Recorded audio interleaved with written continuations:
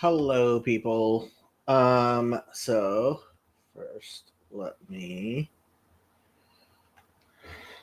link what we're listening to.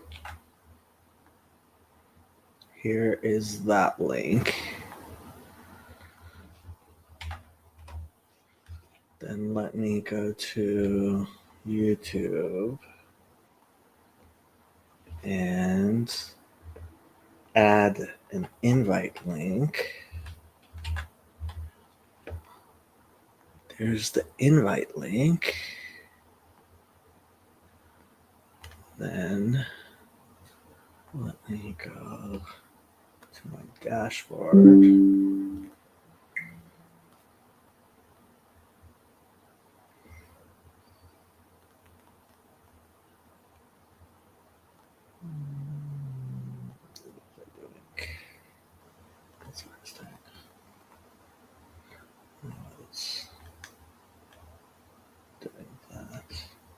Okay, so to explain myself, I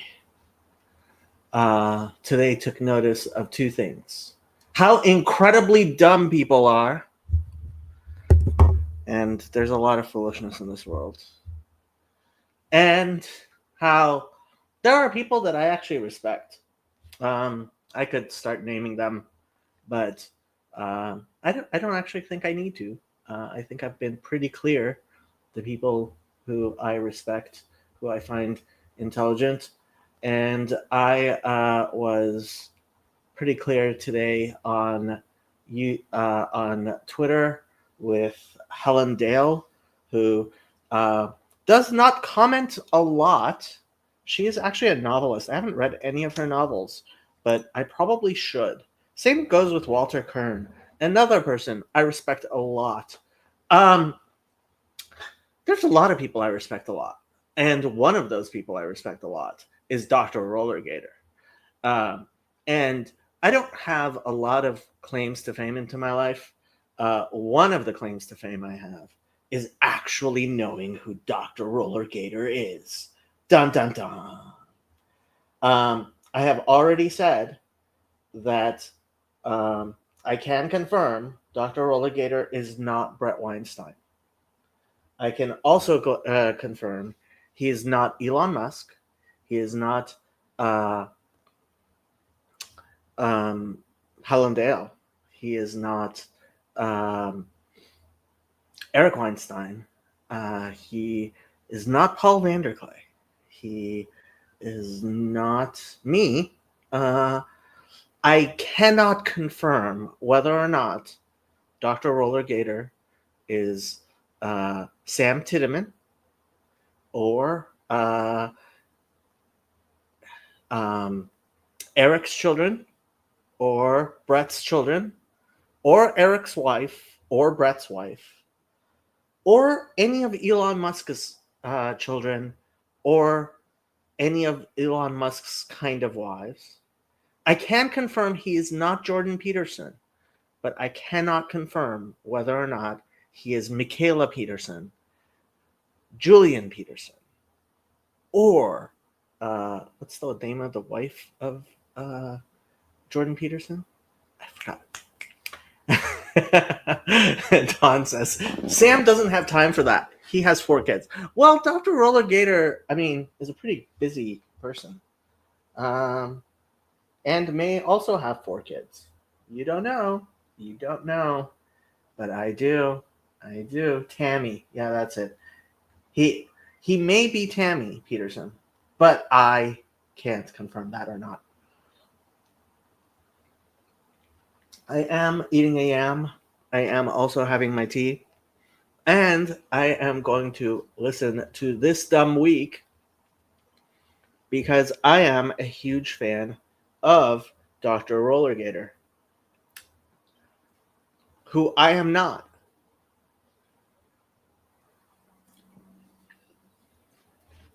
I can also confirm Dr. Roller Gator is not any of my famous cousins. I have a couple of famous cousins. Okay, so, this yam doesn't taste so good. Has it gone bad? Do yams go bad? Huh.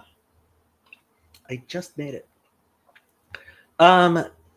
These are the people you haven't seen in the same place at the same time as Dr. Roller Gator. Ha ha ha. I cannot tell you my methods and sources. Okay, I will tell you one of the things I am proud of. Dr. Roller Gator did once get me a present, which is a book, which is right there. And I am right there. I think there's the books over there. I am quite.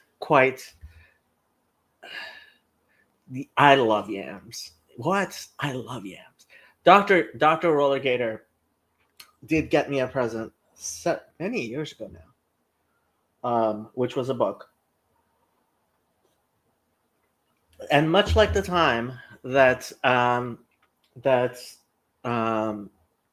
Eric Weinstein bought me a beer, he won a friend for life. And so I am going to be Dr. Roller Gator, President Dr. Roller Gator, MVIP, Ph.D, stan for the rest of my life, or until he does something exceedingly dumb, which would be very surprising considering who Dr. Roller Gator is. In any case, now I believe one of the reasons Dr. Roller Gator doesn't actually do this dumb week on YouTube is because he would probably, quite likely, very quickly be demonetized for various things, including copyright strikes, etc., which is what I'm worried about. But I am enough of a Dr. Roller Gator fan that I am going to risk it. So let's see how this does. And we will attempt as much as possible to keep my channel from being deleted, despite the fact that Dr. Roller Gator has never been wrong about anything. Okay. Will it actually play this recording? Play recording. There we go. Listening. Can anybody hear me? I can't hear anything. I am going to speed this up to 1.5 speed. Has it started yet? I don't think it's started yet. I hear. Sorry about that. This Twitter space just ended on me, so I had to restart it. I don't know why it did that. I didn't end it. It just completely boned. Oh. Alex is here. All over again. Oh, well. Alex, come on up. Did you sabotage the last space? Because it just crashed on me and ended everything. 4 minutes and 35 seconds. I don't think we're going to bother with the last space. I recognized that I was around, and I needed to be now. I have to say. Oh, okay. I'm not a I was just introducing that fan of Alexandros, the co-host, but I am enough of a fan of Dr. Roller Gator that I am willing to tolerate his co-host. One of the topics that we're going to spend time on today is going to be the Cybertruck, simply because there's a very crazy and spiraling out of control narrative already. Oh, yeah. Do you have a hypothesis that you've you don't I've got lots of stuff on thoughts on this. So I wanted to just begin. Let's go. Let's do this. All right. So the it was New Year's, and we're hitting the clock, and I'm on here doing a space, and at that point in time, nothing had necessarily happened that I was aware of. Of course, over that night there was an attack in Louisiana, but then there was the Cybertruck bombing the next morning. So of course, the New Year's off to a great start. But then outside of the interesting aspects that it was a Cybertruck and it was the Trump Tower, Dr. Roller Gator is even more careful than I am. So I probably won't have to worry about it. There was nothing that particularly I was aware of that caught my interest until our good friend Brett Weinstein tweeted in my to my eye very cryptically, these attacks are connected to each other through Fort Bragg and to the New Jersey drones, which are connected to gravity manipulation, which connects it all to UAPs for the alien inclined. And it's all happening between the election and inauguration. It's clearly designed to be irresistible to conspiracy theorists. The smart money is on the deep state and its partners preparing to vacate their offices in switch modes. They want us chasing our tails and we are obliging them. We should instead be figuring out what they're trying to distract us from with all this conspiracy catnip. And all I could think of was, wait, gravity what? I had no idea where the hell that came from. That was at that moment, he tweeted this on the 3rd. At that moment, that was a completely foreign set of ideas for me. So I'm gonna play a quick CNN clip just to recap the initial spot of this event to get everyone sort of on the same page, even if you're sort of aware of it already. Just want to do that lead in. He is an active duty U.S. Special Forces soldier assigned to 10th Special Forces Group, according to 4 U.S. officials, that he holds the rank of Master Sergeant, a senior enlisted rank, these officials said. 3 officials said he was on active duty serving in Germany, and he was on leave when this happened on New Year's Day. He has not been identified publicly, and authorities are still trying to work out whether this was a terrorist attack. Now, just to recap a little bit of what happened behind us just 24 hours ago, approximately, there are still police presence here around the valet area where you pull into the Trump International Hotel just off of the Vegas Strip. This Cybertruck that he allegedly rented was rented from Colorado from the Turo rental platform. Authorities say that he drove it here to Las Vegas by 7:30 a.m. on New Year's Day, that he drove up and down the Strip, and then about an hour before the explosion drove past the Trump Hotel as well. And police did make note that the damage was really limited because of the body construction of this Tesla Cybertruck.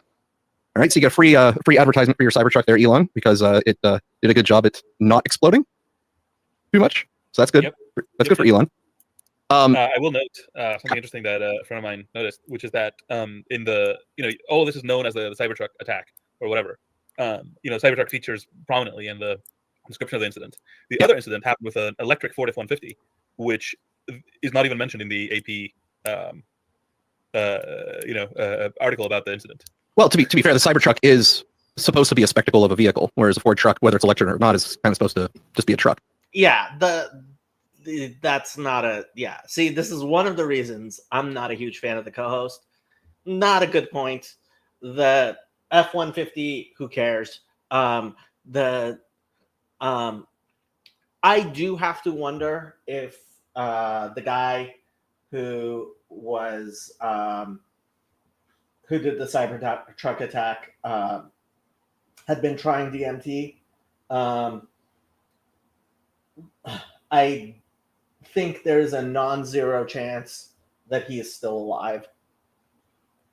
I also think there's a non-zero chance that he decided to try psychedelics because of his PTSD, and that this was a manifestation of that. Non-zero chance means wild guess out of nowhere. I have no idea what's going on. I know, I get it. I don't expect it to be on the title, but the fact that it wasn't even mentioned at all, what kind of car it was. Well, now is Ford rethinking their strategy here because they didn't get any advertising bonus out of their terrorist attack? I think they're pretty happy to slide under the wire on that one. So first off the bat, my inclination is obviously that there was an obvious symbolic attempt to connect the two items together, and that it wasn't just coincidence in any way whatsoever. But there is stuff I want to get into as we go deeper. So as I read Brett's tweet, where he was saying something about gravity manipulation, which caught me off guard. I was then pointed to what many of you probably know by now, which was a Sean Ryan podcast, which had a guest on who had claimed to receive communications from this person, and they read they're calling it a manifesto. It wasn't really a manifesto. It was like a communication that semi-explained things. So I'm going to play that clip just so that we can then kick off sort of the actual discussion of some of the meatier details. That's how I ended up getting this message on Tuesday. So the message, this right here, this manifesto, if you want to call it that, came in on Tuesday. And when I started reading this, my initial take was, okay, this is off the deep end. It's bonkers. I can't validate or verify any of the stuff in this manifesto. Mm-hmm. And I told him that in a subsequent email. And I'll read that to you later, my response to him. And once again, my response to him elicited, hey, get me in contact with Sean Ryan, Fox News, and even said Pete Hegseth. Get me in contact with Hegseth. I'm like, dude, I don't have the incoming Secretary of Defense's phone number. Sorry, bro. That's the last time I talked to him. So yesterday morning, what date was that? That was Tuesday. That was this Tuesday. So we're Friday now. That was 3 days ago. So the day before, yeah, the day before the attack. I just missed the stuff out of hand. The 31st. It was on the 31st. Yes. In fact, I posted something on it. I told your producer about this as well. But this was a post I made on Twitter. Okay, I have no idea if the guy who owns the copyright to what Dr. Rollergator is playing is going to try to copyright strike me for this. He's some sort of special forces guy who knows other special forces guy. So there's the hierarchy of little to big to little, right? So you have You have like the tree of influence underneath Joe Rogan, and there's like Jocko Willink, and there's this guy, and then there's somebody underneath him, and that's who was contacted. I don't know how much of this is going to get played. Twitter. I was just trying to be humorous off the cuff because they know I am armed and I have a massive V-bid. Let me pause right there for a second. Normal day shot, and I didn't know I went. Normal day shot, and I didn't know I went. Do I sit on this? Right off the bat, there are several observations that I have about that. So I've only just listened to this yesterday for the first time. So I wasn't early on listening to this podcast or knowing what the heck Brett was even talking about with his gravity manipulation tweet. But my first couple of thoughts are that there is enough seemingly authentic things in this presentation where I don't immediately assume that they are fabricating that they had a communication with this person. I'm willing to entertain that they've hoaxed it somehow, but I don't. That's not my gut at the moment. Go ahead. He this guy Shoemake, I don't know what his the guy who's sort of reading the email.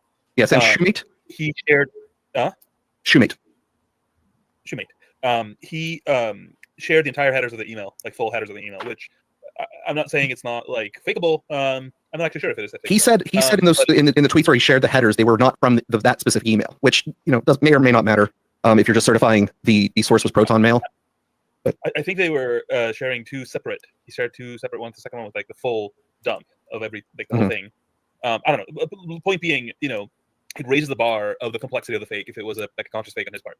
The thing that the headers would not do is verify the content, because you don't get like a hash of the content to be able to verify that the hash generated was you don't get that kind of stuff. So you can have a legitimate email header that's really for the servers to verify the sender. But not only that, they deliberately redacted parts of that email. You can have that. Then you're getting assurance. Sure, right? Where he got an email from like somebody at Proton Mail, the timestamp, and he's like lying about what it. I'm just talking about the gaps. That's all. I'm inclined to believe that he got it. Yeah, I'm not telling you this as like the end all be all of like evidence. I'm just saying that like it raises the bar of the complexity of the faking. It's usually people who would fake something would probably be a little shaky about doing something. Another thing that would add to the complexity of the faking is his tweet that I did share to the space, I believe, just a moment ago. Where he said that he's quoting parts of it on 31st, right? This email. He could have taken an opportunity if he saw this event and said, "Ooh, look, I just said something weird. I can now craft an email with all of the things I just said weird the day before. How serendipitous!" That could be a way that it was fake, but it lends a little bit more credence that it wasn't, because he would have had to have gathered enough information in a very short amount of time about this person who did this event in order to craft the fake email. It's still possible. Dr. Rollergator is even more skeptical than I am, which is saying something. I'm just saying I'm definitely on the leaning side of he actually got this communication. I will say there's one slight bit which might mean absolutely nothing because the source is trash. So I'm just saying it as like I have a mental note to check this out. Somebody said that this guy's been caught faking emails before, but the source was trash. I repeat, the absolute worst kind of trash. I would also be willing to find out. I would be willing to believe that it was fake, because that's why I'm listing all the things I can think of how you could fake it. Right. Right. No, I'm just like I don't take this as evidence of anything. All I'm sharing is that I have a mental note that I want to look into the prior accusations, which could be totally nothing. Because of how trash the source is, I don't actually rate it as evidence at the moment. I just have a mental note to look. So here's something that stands out to me as sort of an issue. And this is another reason I don't like Alex, who is a friend with Dr. Rollergator, and Dr. Rollergator, is a friend of mine. So Alex is kind of a friend, but like, if the source is that trash, why are you bothering? He sends this tweet on December 31st saying, my inbox was especially eventful today. Allegations of war crimes, government anti-gravity technology, and fears about being tracked and watched by the feds. So if we take the stance that this was a legitimate email he received, and that the tweet on the 31st is evidence that of him receiving this in advance, that means, if I understand his timeline correctly, which if I have it wrong, I apologize, but the way that I understand his timeline, he got the email, he read it, he tweeted, and then he ignored it. Then the event happened, and then he contacted the FBI. But in this particular interview here, he's complaining that the FBI agents didn't know what the acronym was for the car bomb. And so if I'm to believe, and again, I may misunderstand his timeline, I apologize if I am, but the way that I understand the timeline, he read that email, read that this guy had a car bomb, and then didn't contact anyone. That is the story as he's telling it, I think. Mostly because he, in his defense, the guy also said that there was gravitic propulsion system. Yes, I guess, but well, the other GPS, if you like. Yeah. So on that particular aspect, if we assume that the email is legitimate, my assumption would be not that the technology that is being referenced is as if you are believing that you're getting this top secret special information from this guy who's about to commit this interesting display. The government, and in particular the military, has decades and decades of experience compartmentalizing its operations to the point where none of the people involved in a large and top secret project really understand what the full project is. And oftentimes they are fed misleading information about what they are working on in order to prevent them from ever being able to disseminate what there is actually being worked on. And I have personally met many times in my life people who have higher military status at one point in their life, cryptographers, I've met more than others, who will tell me, particularly out of the norm stories, let's say, about things that might exist or the government might know about advanced technology. And the majority of the time, I can't cohere all of them together, but I'm always getting told stories of those kind. So I usually view those as these are stories that they are told because they are claimed to have authorization. But those are usually stories, in my perspective, that are told to mislead them so that if they ever spill anything about what they do know, the legitimate stuff, it's discounted by the believers and nobody can create the coherent picture of what they're working on in totality. Right. So that's my interpretation of the gravity part. I mean, at the same time, well, I'm not going to say anything about the gravity part, I guess. What I will say is that, so they talked about the base in Germany that he was working in, the unit he was working with, the 10th. And somebody who I watch, and Larry Johnson, we've listened to him before, talking about the hacking. Let's just be clear. This guy, who, from what we know, like he was a drone operator. He was muscle. But like, he's not some sort of engineer or something. So like, his need to know about what exactly like was very little. And what is perfectly clear is that if this guy decided to create this display, which as far as we know he did, he meant it not to hurt anyone but himself. Because this guy obviously knew better than to imagine that what he had created was like lethal. Because like, if this guy didn't know, I don't know who would. Whatever. I don't know if you remember a few weeks back. Hacking. The Chinese hacking. Oh, okay, yeah. Telecoms. He said that that specific base, he's been to a bunch, and they are the ones who would be doing the Ukraine operations, and in particular, that this guy would be involved with drones, either because of what he said or because of the base and the mission, or probably a combination of factors. But I just wonder to some degree, right? This guy's had been to a lot of places a lot, okay, and been in the army enough that I wonder if through buddies, basically, he put a picture together, true or false, but like just not necessarily he himself having direct access to files or whatever. Just, yeah. You talk over beers, and you start to create a picture. Yeah. That, I think we're saying similar things. Mine was just a little bit more elaborate. Now, there's another thing that strikes me as very interesting about this. So if you take the email at face value that being read as being written by this man, there were what was described as 2 letters. One of them was very short, obtained supposedly by the police, that were recovered from his cell phone, that were also written about his intent here. The thing that I noticed that is interesting there is that the letters they recovered and the letter that this guy read do not match in focus, do not match in direction, right? They're not in disagreement, so they're not arguing with each other. They don't contradict each other necessarily, but they are not in agreement of their focus, right? So in that letter, in that email there, he seems to be focused on a war with China, and that's the big threat. He's talking about a game over situation, but he doesn't mention that in these other letters. So I'm going to read these other letters just so everyone is understanding what I think is not lining up. Go ahead. Clear the claim, and I don't know where the claim came from, so but I haven't seen anybody challenge it, is that this email was recovered from the Notes app on his destroyed iPhone. Yes. Oh crap! I just noticed something. The Proton mail from this guy said that it came from Proton mail on Android. And this guy had an iPhone that they recovered things from. Okay. Yeah. Okay. I would have to look into that. I just posted and shared to the space a local Vegas news channel's report including the found. Let me see if I can scan this real quick that I have up here to see if it tells me what phone they were recovered from. I'm not seeing the phone in my scan. Well, Notes I'll have to look app at this on Android, right? I'm sorry? The Notes app is an iPhone thing.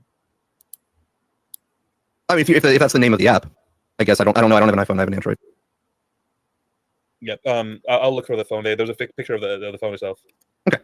So I'm going to read these letters just so that we're all understanding what I'm referring to when I say that they're not really in the same direction. So one of the letters was, fellow service members, veterans, and all Americans, time to wake up. We are being led by weak and feckless leadership who only serve to enrich themselves. Military and vets move on DC starting now. Militias facilitate and augment this activity. Occupy every major road along Fed buildings and the campus of Fed buildings by the hundreds of thousands. Lock the highways around. Okay, like this sounds like a sort of so a capacity to affect reality and a lack of relevance realization that goes along with either mania or schizophrenia. This is like not normal type thinking. To imagine that people are actually going to do stuff like that. Like this guy would not have been functional if he thought that's what was going to actually happen. And yeah, so possibilities are many, but one of them is problems. If one of his friends were to say that he was using psychedelics, I would be like, makes sense. His age is way too late to have a psychotic break otherwise. So it's not clear what's going on. But having a little kid, apparently the Department of Defense on the down low is saying that he got DNA results that his kid wasn't his kid. Again, yeah, it is what it is. Round down with semis right after everybody gets in. Hold until the purge is complete. Try peaceful means first, but be prepared to fight to get the Dems out of the Fed government and military by any means necessary. They all must go, and a hard reset must occur for our country to avoid collapse. And then it supposedly has him writing his details, which do match, of course, the email that they have, whether constructed or authentic. And the second letter was, "We are the United States of America, the best country people ever to exist. But right now, we are terminally ill and headed towards collapse. We are crumbling because of a lack of self-respect, morals, and respect for others. Greed and gluttony has consumed us. The top 1% decided long ago they weren't going to bring everyone else with them. You are cattle to them. We have strayed from family values and corrupted our never being enough. A lot of us are just sitting around waiting to die. No sunlight, no steps, no fresh air, no hope. Our children are addicted to screens by the age of 2, and we are filling our bodies with processed foods. Our population is too fat to join the military, yet we are facing a war with China, Russia, North Korea, and Iran before 2030. We must take these actions if we are going to make it past the next few years in one piece. We must end the war in Ukraine with negotiated settlements, the only way. Focus on strength and winning. Masculinity is current and fear is the product. Weed out those in our government and military who do not idealize. Number 2, the income inequality in this country and cost of living is outrageous. The number of homeless on our street is embarrassing and disgusting. Have some pride and take care of this. Stop obsessing over diversity. We are all diverse and DEI is a cancer. Thankfully, we rejected the DEI candidate and will have a real president instead of weekend at Bernie's. We must move on from the culture of weakness and self-enrichment perpetuated by our senior political and military leaders. We are done with the blatant corruption. Our soldiers are done fighting wars without end states or clear objectives. This is not a terrorist attack. It was a wake-up call. Americans only pay attention to spectacles and violence. What better way to get my point across than a stunt with fireworks and explosives? Why do I personally do it now? And I needed to cleanse my mind of the brothers I've lost and relieve myself of the burden of lives I took. Consider this last sunset of 24 and my actions the end of our sickness and a new chapter of health for our people. Rally around Trump, Musk, Kennedy, and ride this wave to the highest hegemony for all Americans. We are second to none." Now, that is not the same exact communication he sent. Hey, Emperor of Kortov. Do you mean our friend at Lance? Yeah, psychosis confirmed. Yeah. Okay. Where were we? So we've moved on from the last version of the story I heard, which was he committed suicide because his wife left him. And these are these Canadians. They're talking very fast. They're talking very fast because I have it sped up, my friend. He was on drugs, but also rational. Interesting thesis. Also, well, psychedelics don't make you so irrational. Lots of people believe that lithium disruption results in a controllable, reliable reaction. Not sure what you mean.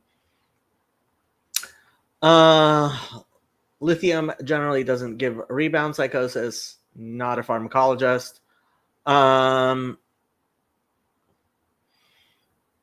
About the batteries. Okay. No, different Lance. Well, God should have mercy on us all and heal us, including Emperor Kartov's friend Lance here. Okay. We'll keep on going. Supposedly to Sam Shoemate, as read on that Sean Ryan show. That is not. It's not in disagreement, but it's not the same exact sentiment or motivation. Like the email supposedly read on the Sean Ryan show is that we're in imminent war with China, and they're the ones doing all the drone stuff, and we need to wake up and deal with that. This is saying, hey, look, I'm basically a MAGA guy, and I really need to like nudge them, I guess, to accept that the militias are part of their team too. I'm a little lost in what he wanted exactly out of other than the specifics that he requested with people with semis and blocking highways and stuff. An additional thing that catches my attention goes back to that email that was supposedly received, where he said that he didn't know if he would make it to his decision point in Mexico, which suggests that he wasn't going to kill himself in front of the Trump building inside of Tesla, if that's true, that he had another destination to go. Well, have you seen the shared route he took? I think he had to recharge like 20 times. Was that? Well, yeah, because he didn't take a straight line from Denver to Las Vegas, which would have needed 3 stops. Okay. He went kind of south and then west and then north. Funnily enough, he stopped at Las Vegas, New Mexico or something, and people were like, did he plug in the wrong state? But anyway, yeah, it was like circuitous and kind of went, interestingly, like towards Mexico and then back up. Okay. So those are the letters, and now I can't necessarily cohere what. Sounds a lot like psychosis, including just going to a different town with the same name. Like people with psychosis will make all kinds of crazy linkages, which people would be like, "Why are you making these linkages?" What he wants. I can see his call to action in the first one, because it's literally asking people know what the end goal is, other than get the Dems out of government. But yeah, I think if you squint, it's like he's trying to tell the military to perhaps defend the inauguration. I don't know. It doesn't even make sense as being that, because he says nothing about that. Right. But between get on the streets and get behind Musk and Kennedy and Trump, you can maybe squint and say that's what he's trying to say. Mm-hmm. Well, the note is trying to say. Sorry, I also just shared a tweet to the space where I haven't heard it. It's a 1-minute clip. I don't know if you can play it, but apparently the cops is revealing this kind of notes app thing that they recovered, and the cop says this one was dated after the fact. Well, so there's an additional notice that they on the Sean Ryan show they said, and it's my understanding that others who had been in communication with this guy have also said it. So this is a fuzzy part, but that his signal contact his verification number. It's kind of like a hash code, changed his safety number on Signal, which is an encrypted app where if you don't know what it is, it's a private chat app, but the communications are encrypted end to end, which means that hypothetically, no one can really snoop in on your conversations. But in order to try to give you an assurance of privacy, you have to know the person you're talking to and understand that the device that they're using is the device that they're communicating from, and you get what this is called a safety number, which is if they change the phone that they are using, it will notify you that they've done this. That gives you an opportunity to reach out to them to say, hey, did you actually do this? So if I'm talking to Alex and we're involved in our super schemes, and all of a sudden his safety number changes, and I talk to him on the side and I go, hey, did you get a new phone or something? He goes, yeah, or he goes, no. And I go, oh, well, then your signal's been hijacked. Right. The story goes that these people in communication with him on Signal saw that his Signal safety number changed after the explosion. Yeah, I wonder how long after the explosion we're talking, and I wonder how instant that notification would be. Just to be sure. But if that changed after the explosion, the way I understand how Signal works somebody at least has to have enough credentials to get into your Signal account. So if the Not way that you can necessarily do that, phone. you can migrate your Signal just using a QR code if you at least have one of your accounts accessible. So you can have Signal on the desktop, Signal on the phone, Signal on a different phone. You can have it on several phones at once if you want, but you have to then. Wait, no, maybe you can only have it on one phone at a time. I have to catch up on that specific rule, but you can have it at least on a desktop as well. And so all they need is the QR code as the authorization to start the transfer. You know what? Actually, I am going to go completely off script and hypothesize something. So There was a script. The first person who said that he Livelsberger changed his safety number said that it happened twice because he was friends with him before, right? And he so when he came apparently to the U.S. from Germany, his safety number changed. And if we connect this to him having two phones, one Android and one iPhone, it could be that when he was, in Europe, he had a different phone with a different card and he would switch. But if he switched when he came to the US and he's using his iPhone, for example, right? But he had his Android like in a backpack or somewhere more protected, right? If law enforcement found that phone, it's like they're like, oh, good, let me look at Signal. That would reactivate the prior installed Signal and potentially trigger something like this. I don't know. Yeah, we'll have to do more reading of the specific rules on that to hammer out what's possible and what's not. Assuming that the people who are reporting that the Signal safety number changed are accurate. Now, here is something else that I noticed that I'm going to call, from the Sherlock Holmes, the dog that didn't bark, and this is my dog that didn't bark in this story. Those two letters are, if you were to give them a common interpretation, particularly in our narrative-driven media climate, that's a MAGA love letter. It ends with rally around Trump, Musk, Kennedy, and ride the wave to the highest hegemony for all Americans. Okay, that's the closing line on that. Okay, and if you read it again, there's a lot of things in there that are deliberately meant to appeal to a lot of what has been some of the common topics that the MAGA, or at least the Trump okay side, have been rallying around. Anti-DEI, the processed foods now with Kennedy on board. The nation being over. I thought that was very considerate of him, to really reach out to the Kennedy. Yeah, it's aisle crossing. It's very nice. Yeah, it's a bipartisan attack. But what state? Well, I will definitely agree with Mark. This is emblematic of the problem of today, looking for no rationality where there isn't any. Yeah, I think they're spending their time trying to make sense of this when they're. I think intellectual humility tells us we don't have enough information to make this sensible. The other thing that I would say is, as far as the dog didn't bark, while after January 20th, I could imagine MSNBC losing their mind. Look, MAGA is terrorist type thing, which is what I'm guessing Dr. Gator is getting at. As of now, they're probably so worried that this will spark an insurrection for the incoming democratically that they are probably going to not talk about this stuff. Stands out to me is the lack of the press honing in on this, what I would call a MAGA love letter in description, honing in on that and starting a round of QAnon Part 2 coverage. I'm not seeing that. They're reporting it. They're not focusing on it. They're not calling him a MAGA radical. They're not calling him an extreme MAGA vigilante or some sort of disparaging term, focusing on his MAGA nature, which you would imagine in normal circumstances they would do, especially leading up to the inauguration. Right? Yes. No, not. But I'm not seeing it, and so I'm trying to understand what not leading up to the inauguration. In normal circumstances, yes, but okay. So this is my version of 4D chess. You have to remember that the Democrats don't believe any of the shit they say. So like all of this stuff about Trump being fascist, they don't actually believe any of that shit. So not going to do it, right? But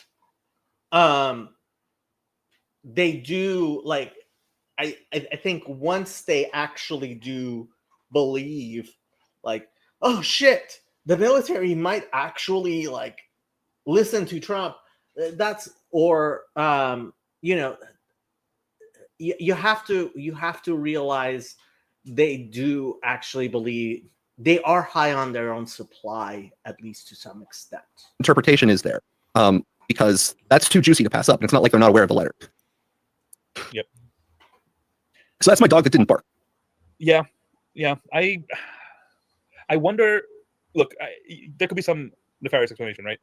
But trying to give it a non-nefarious one. I wonder if they're sort of on a holding pattern in terms of Trump. They're no longer in the election season where they would sort of go the ultra MAGA cheap fakes route. They're sort of, it's not the right time for them to launch an attack like that right before the inauguration, I guess. But I'm stretching as I'm saying all this.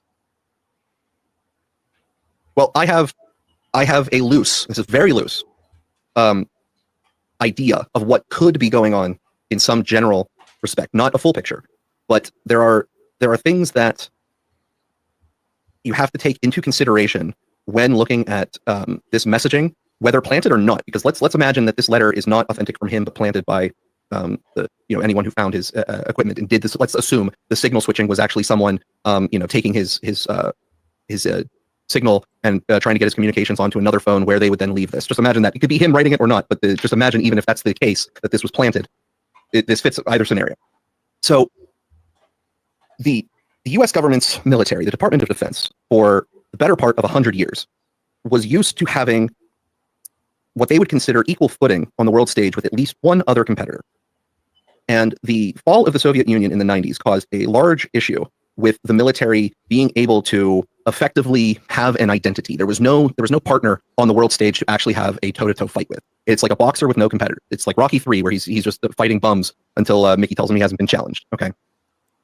And the global stage, the global threat environment changed over that time, and we increasingly began getting stuck in the asymmetric warfare that we've come to sort of understand, where there are non-state actors typically inside of what may be one or multiple states who don't have a strong security apparatus to be able to take care of them. They are affecting parts of the non-globalized and globalized world, respectively.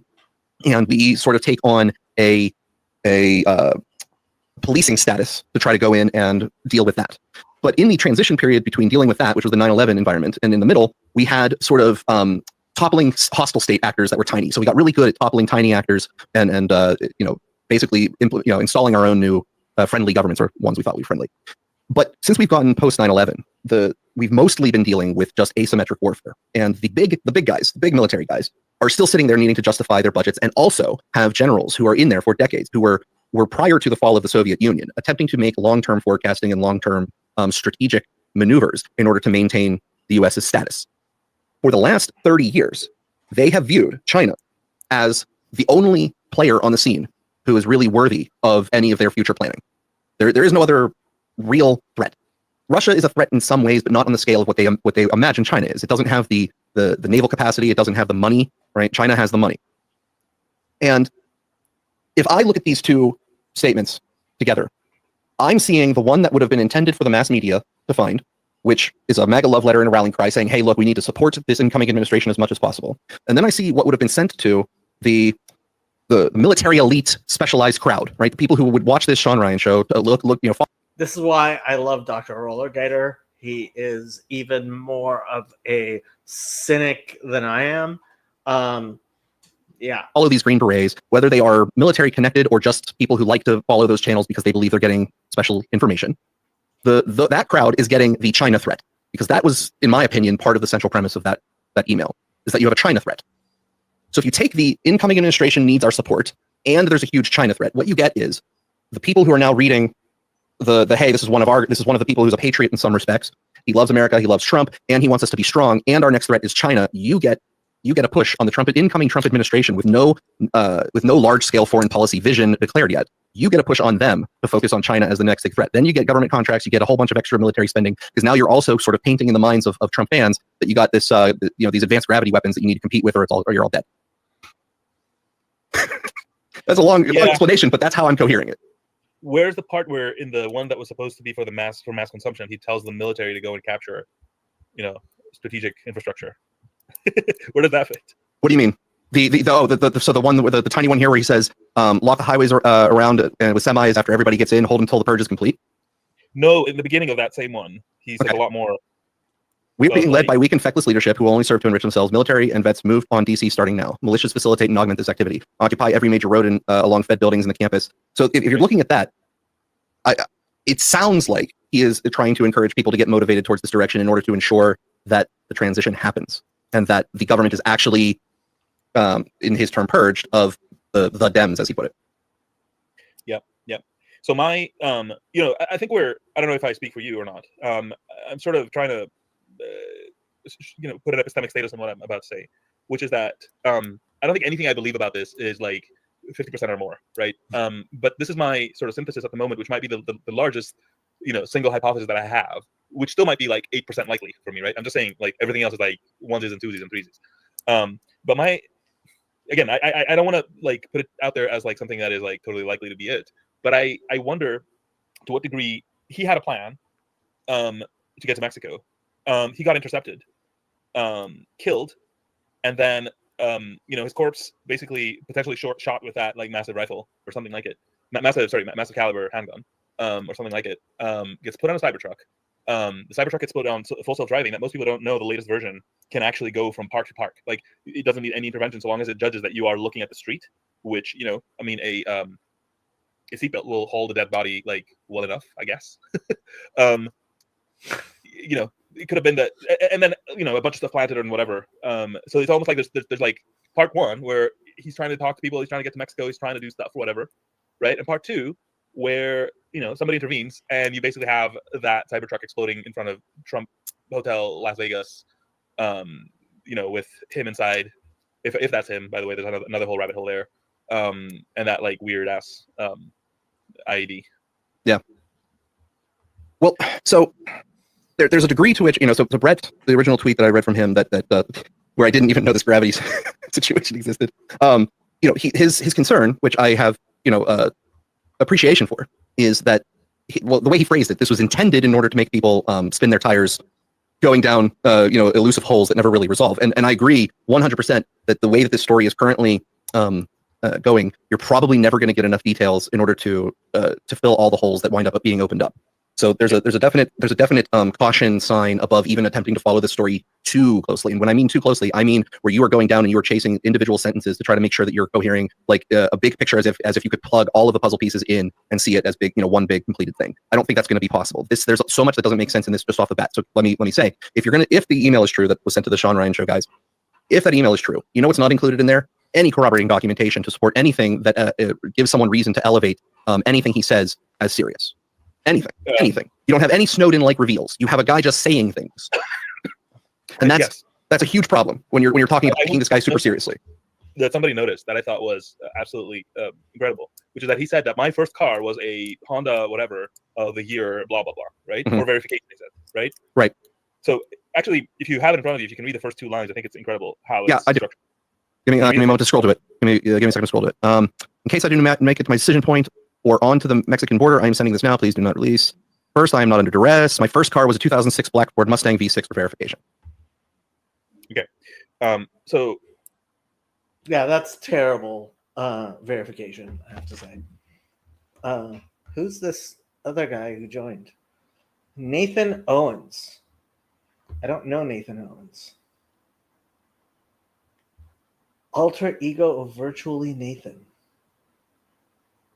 Starlink at SpaceX. Okay. He did have a Black Ford Mustang, but apparently people pulled up the records, and that wasn't the year. Okay. Now, one thing is like, did they forget the year his car was made? Fair enough, but then like, he picked the one piece of information that would verify him. Right? This whole thing doesn't make sense though, right? Because like all that information is publicly available. You can go publicly verify it. That's where the fake email comes in. That's where faking the email comes in. If you have the public information and you get his name first, and you have enough decent OSN skills, open source intelligence skills, you can reconstruct a story like this. But then they got it wrong. That's the weird part. Something interesting there. Yeah, like if somebody was faking an email and they put that in there, they wouldn't get the car model right and the year wrong. They would just put the right thing, right? Which then opens up the question of, is this intentional, right? To say like, wait, the verification failed.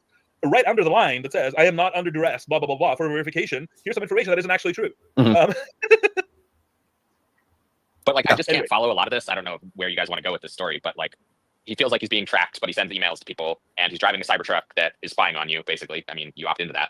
And like he has a U.S. passport on him, and he's going to cross the Mexico border, presumably legally, which they could just say no and stop him, I guess.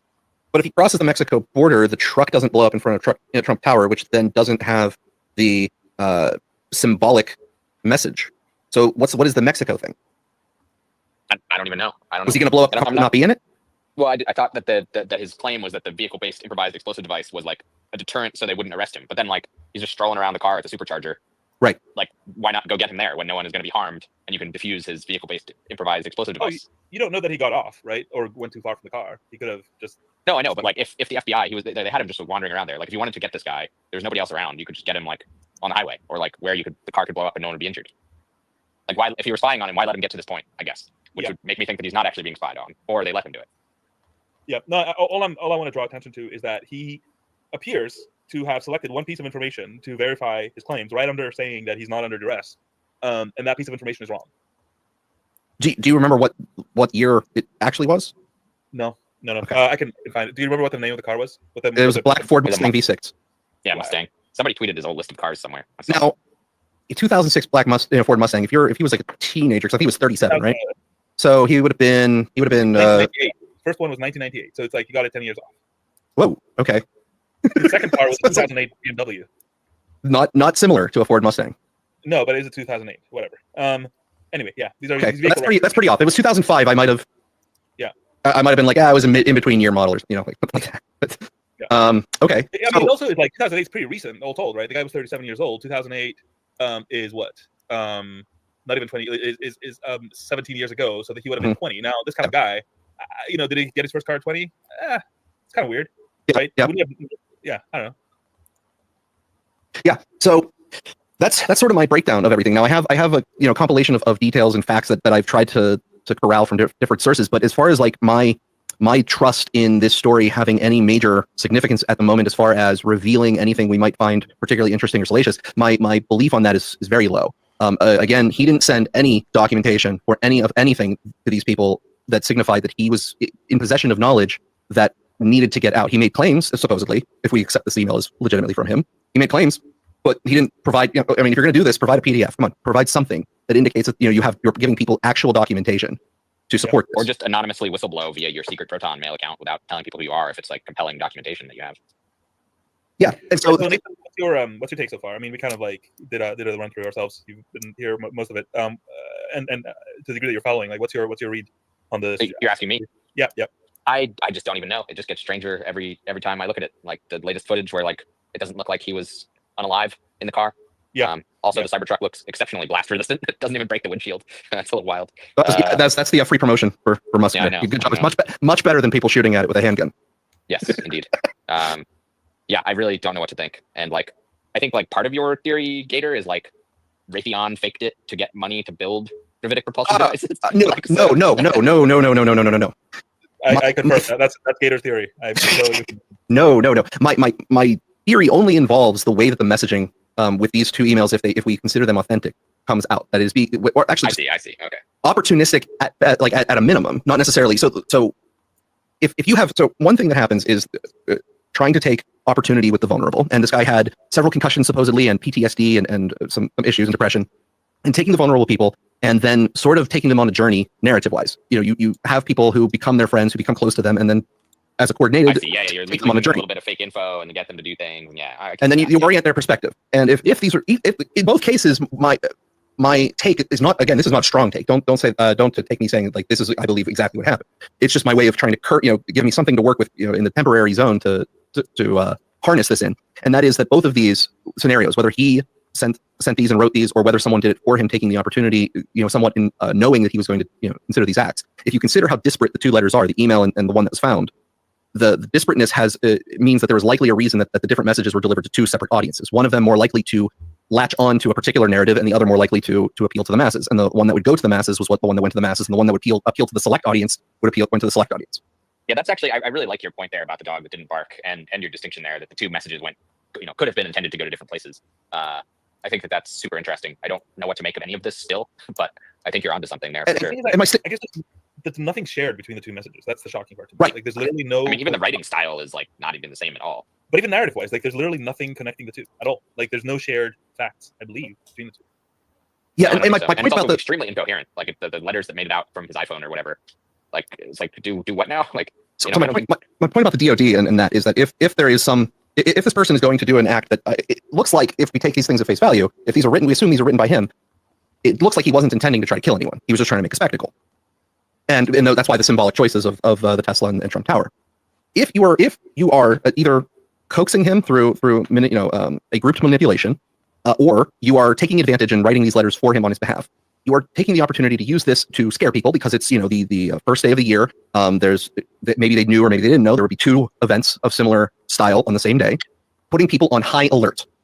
When people are on high alert, they are more agreeable to things. We remember that from 9/11 and the Patriot Act. They are more amenable to activity that you want to do if they're on high alert and scared. And we are then giving them a focus, which is China is the big bad. We had 2 weeks of drones, whether that was organic news or manufactured news stories that then took on a life of their own. We have a pivot. We have a connection to those in the narrative that's being written here to say that is China. That's the new big bad. We have an incoming administration with no foreign policy setting. So why not attempt to MAGA that up from gain support from the MAGA channels, the people who are used to being told that they're conspiracy theorists and don't really care anymore, and will spend time focusing on this. They're going to go down the rabbit holes. They're going to read of all the stories of the supposed threats of China and how big of a risk we are, and they're going to try to push the administration from the ground up to then take care of it. That would be my. do you think that actually worked though? Like nobody's talking about the China threat. And like, I think he says that we have this technology too.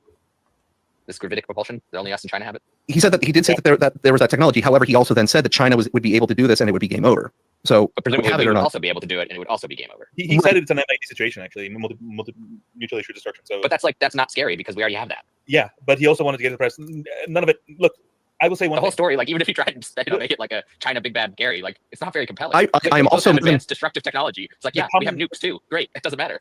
The common thread between the 2 messages is that they're both delusional in the self-importance of the author, right? It's like, yeah, this is going to change the world, and it's MAD, and we need to get this to the media, and it's like, okay, or whatever. It's like, oh, Yeah, I think giving orders to the military and the militia. It's like, who cares? Like, Yeah, I think my most reasonable take here, like the most obvious explanation, is that this man unfortunately, was unwell, and if that's all that bad is. things. If that's all it is, I am not beholden to what I was prescribing. Yeah, I mean, it really does seem that that's the situation. No. I mean, I think it's really, really, really bizarre, and like if he did it this way, like just super, super weird, and like I don't know what to make of any of it, but like the most parsimonious explanation in my mind is like he was just a little unwell and did a thing that nobody was expecting, and that just explains away all of it pretty nicely. Yeah, and now if I'm not going to go down any rabbit holes in the next coming weeks trying to find out all about the anti-gravity tech that we supposedly have that I won't be able to get any actual information on if we do have it, so I'm not going to bother trying. Also, if I can't utilize it, I don't care. But also, like, how did Brett Weinstein get onto that so early and tie it to this somehow? What do you mean? The podcast had come out, and so that people were talking about it. Okay. All right. And he was just going prior. Yeah, no, he was just going like, hey guys, this is a too tasty of a morsel, right? The smell is too delicious. It definitely is. Yes, it's way too delicious. It's ridiculous. So don't take it. But I hadn't heard the gravity part yet, so I'm just like, what? How does gravity come into this? I guess on the other hand, I kind of don't like that kind of vibe, because it's like, well, okay, so you're saying we should be thinking about one story, but we should not be thinking about another story, and what tells me that this story is important and the other one isn't? And I really kind of I get that somebody who wanted to direct attention away from something might create a diversion, right? I'm not sort of challenging the basic logic. I just have a weird reaction to being told, don't think about this, don't pay attention to this, pay attention to that. Obviously, I started the space, right? I hear you. The other part that is really pissing me off right now, actually, and I don't know if this is a segue or not, but it's like Elon has discovered a case that is 10 years old in the UK, 12 years old, and I'm not saying it's not bad, it's awful, actually. But he's kind of gone all full think of the children 2 weeks before the inauguration. Meanwhile, he said zilch about hundreds of thousands, potentially a million other children who have a pretty shitty year. So what's if we're talking about like people distracting our attention, and presumably Musk wants the attention to be where it should be, what's up with that? Well, you are the resident Muskian. I mean, Musk is no, this is bad. This is such silly thinking, reasoning. Musk is hitting on the fact that the government of the UK is failing to act, knowing this is really frustrating. this is dumb. No. I actually think Musk is performing good relevance realization. The fact that this was 10 years ago, the government of the UK is not actually acting. This is relevance realization that's not caught up in the news cycle. Bad Alexandros. Bad Alexandros. Dude, you know me, I've gone to bat for Elon over and over and over again. This one, I seriously, it's the first time I'm like, no, it's not the first time actually. It has happened before. But my only take when things get this out there is, either he's having like a shitty time where he does tend to happen to him sometimes when things are going like really hectic. He just really melts down, and this is kind of what it looks like. Or he has some greater design that I don't understand. Well, I have stuff about Musk for this week. If we want to pivot to a Musk discussion, and if anyone in the audience here has thoughts on the Cybertruck stuff we've discussed, I'll be taking some speakers probably in the next 20 minutes or so. So save your thoughts and keep them up and request to speak, and we'll get them from you. Particularly if you know stuff that you know. Or everyone jump on is more than welcome, but no pressure. Also, sorry, go ahead. No, all the pressure. If you don't join, I will judge you. So Elon's done quite a number of things here. So I have on the stack there's a sort of an annoying "I'm going to play with the platform again" tweet from him. Algorithm tweak coming soon to promote more information entertainment content. We will publish the changes to X Engineering. Our goal is to maximize unregretted user seconds. Too much negativity is being pushed that technically grows user time, but not unregretted user time. And it's just one of the lovely Elon Musk tweets where it's like, I'm going to use terms that I made up a while ago that haven't strictly defined. So even if you have been following me, you still won't know what that is. But he built into the lovely platform that we now use, Grok. And the Grok integration has right underneath, I'm going to post the screenshot of his tweet that I have here. It's right underneath of his tweet on my screen. It showed a question for Grok: what defines unregretted user seconds? So I thought I would combine the two technologies and see what we get. And Grok told me unregretted user seconds refer to the time users spend on the platform that they find valuable or enjoyable. Okay, that's intuitive. Rather than time spent on negative and unfulfilling content. Got it. Okay. The concept focuses on maximizing the quality of user engagement by promoting content that is both informational and entertaining, aiming to enhance overall user satisfaction. Okay. The metric seeks to measure user time in a way that reflects a positive user experience, reducing the prevalence of content that might lead to regret or dissatisfaction. Okay. Do I know how he's measuring that? I do not. I have no idea how he's measuring it. I don't know what defines unregretted user seconds. To be completely honest, I think it's an aspirational metric, and I like it as an aspirational metric. Tesla famously has, Hey, Andre, welcome. Hey. Did you have comments or? I've got a lot of things to say. I'm just following along. The Tesla Cybertruck stuff I've only just heard about, so that's a bit. But the other things, keep it playing, and I'll chime in. Okay. He used to have, rather. I think now they changed it. Used to have accelerate humanity's, transition to sustainable energy, right? Like what, based on, that's not what's the unit a year, I guess, right? Like, but what's the formula? Like, where's your counterfactual time machine to figure out if you did or didn't? Right. There is none. It's like, but vibe-wise, you get what it means, and that's a lot better than most mission statements, honestly. Okay. Yeah, I mean, this is actually a telos for the algorithm that I think is not bad, as opposed to what everybody else talks about. Okay. But if you're going to change the algorithm, that means that you are implementing specific decision criteria. Yes. Well, and that's, I think, where a lot of this falls down. Because I mean, user surveys. Do you regret the the last 5 minutes you spent on Twitter or not?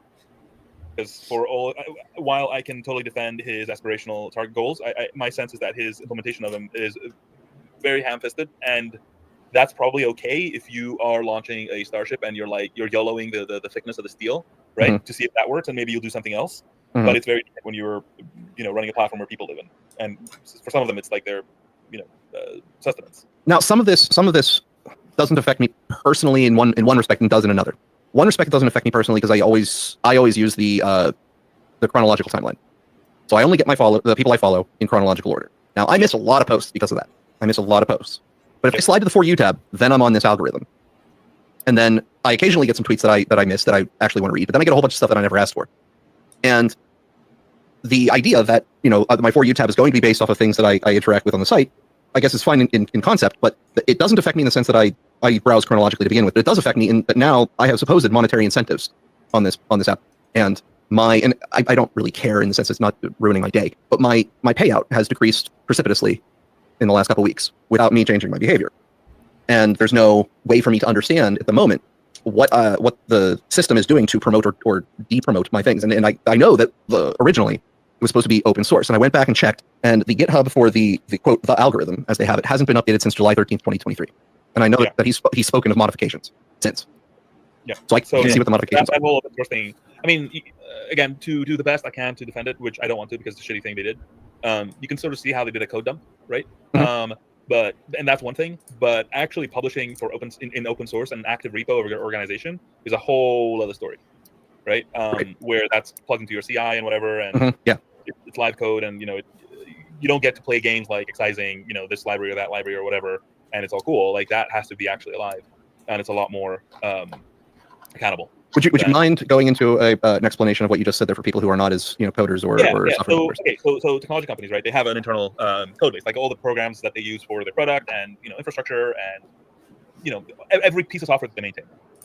And that is stored in repositories on most frequently on GitHub. There's different sort of think of them as folders, right? With a bunch of code files that everybody collaborates on, and this is important because it's not just the files; it's also that these files keep changing.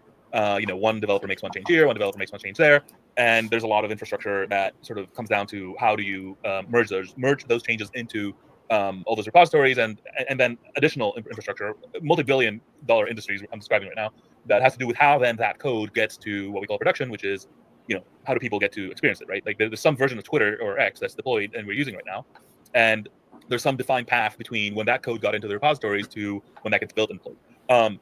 Now, doing all of what I just described, which is like an incredible amount of like backflips and threading needles, plus having a part like some of those repositories being public, such that people can inspect them, is not impossible. There's nothing impossible about it, but it takes non-trivial amounts of engineering, which it was clear at the time they did not do. Like it looked like, that's why I use the term code dump, right? It looked like they just copy pasted a bunch of files basically to a repository, and they were like here, which is the easy part, but it did not look like a live repository that is being updated and worked on, and will therefore be kept up to date.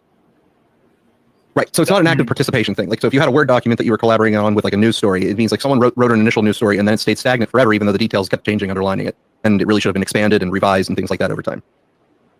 Yeah. And if you send them a patch to that repo, it's not like they can now take it and deploy it because that repo has been moving internally, if it was even ever in an actual repo. Yeah. Or if I it got doubt there's forks. a repo at Twitter Bitbucket called the algorithm. It's probably like a giant mono repo, and then just copy pasted a bunch of files out, and like updating it or merging stuff from this is probably like a giant pain. No, I want to say I've poo-pooed some of the large language model coding tools because when it writes code for me, I hate the code that it gives me, no matter what I use. Even Claude, it's not great. However, I've recently started integrating with Cursor, which I believe uses Claude as a backend, and I gave it a shot to actually try to develop an application, and it's not great. I still have to write a whole lot of code myself to get the way that I like it, but whatever. What I found that it's amazing at doing, that helps me, is it's able to write documentation for my code very well. So if I'm writing code and I have code, I can give it the source code and say, okay, would you please like write my MD files, which are just text files basically, that describe what my code is doing, and look at it at a higher level, and it goes short and it starts doing it. If the code were updated on GitHub, it would normally, because some of the technologies they use are not the most common. So I think they use Scala for some of their backend code, which not everyone codes. So you'd have to then learn the Scala code to be even able to interpret it and follow it. Those large language models that are now integrated into something like the Cursor would allow you to download the source code if they made an update to it, and then ask the LLM to explain in more Englishy text what the code was doing as far as the weights and measures go. That would make this an easier thing to discuss, but it's still a black box because it hasn't been updated since 2023. Yep. No, it's disappointing, and it's disappointing because people are now making the claim that the algorithm, quote unquote, is open source, quote unquote, and that's not true. We do have something, and it's not nothing, right? Which is a substantial piece of IP sort of dumped into the public, one level above some whistleblower, like running away with some files and putting them on a torrent. But that's what we have, basically. It's Twitter files all over again, algorithm edition. No, it gives you a good, if you can follow the code, of course, you have to be tech savvy to follow it. But it gives you the opportunity to sort of understand their architecture, understand where things can go wrong in the pipeline, understand where things might be controlled, broadly speaking. But unless they update it, you don't know what they're micromanaging on any given day, or how often they're micromanaging it. Right? I don't believe it's fair to assume that the last change they made to the algorithm is July 13th, 2023. Well, it's probably the only time they released the thing, so obviously not. So I'm going to move that to another issue, which is one of the promises Musk made when he purchased, was that suspensions and things would be much more transparent.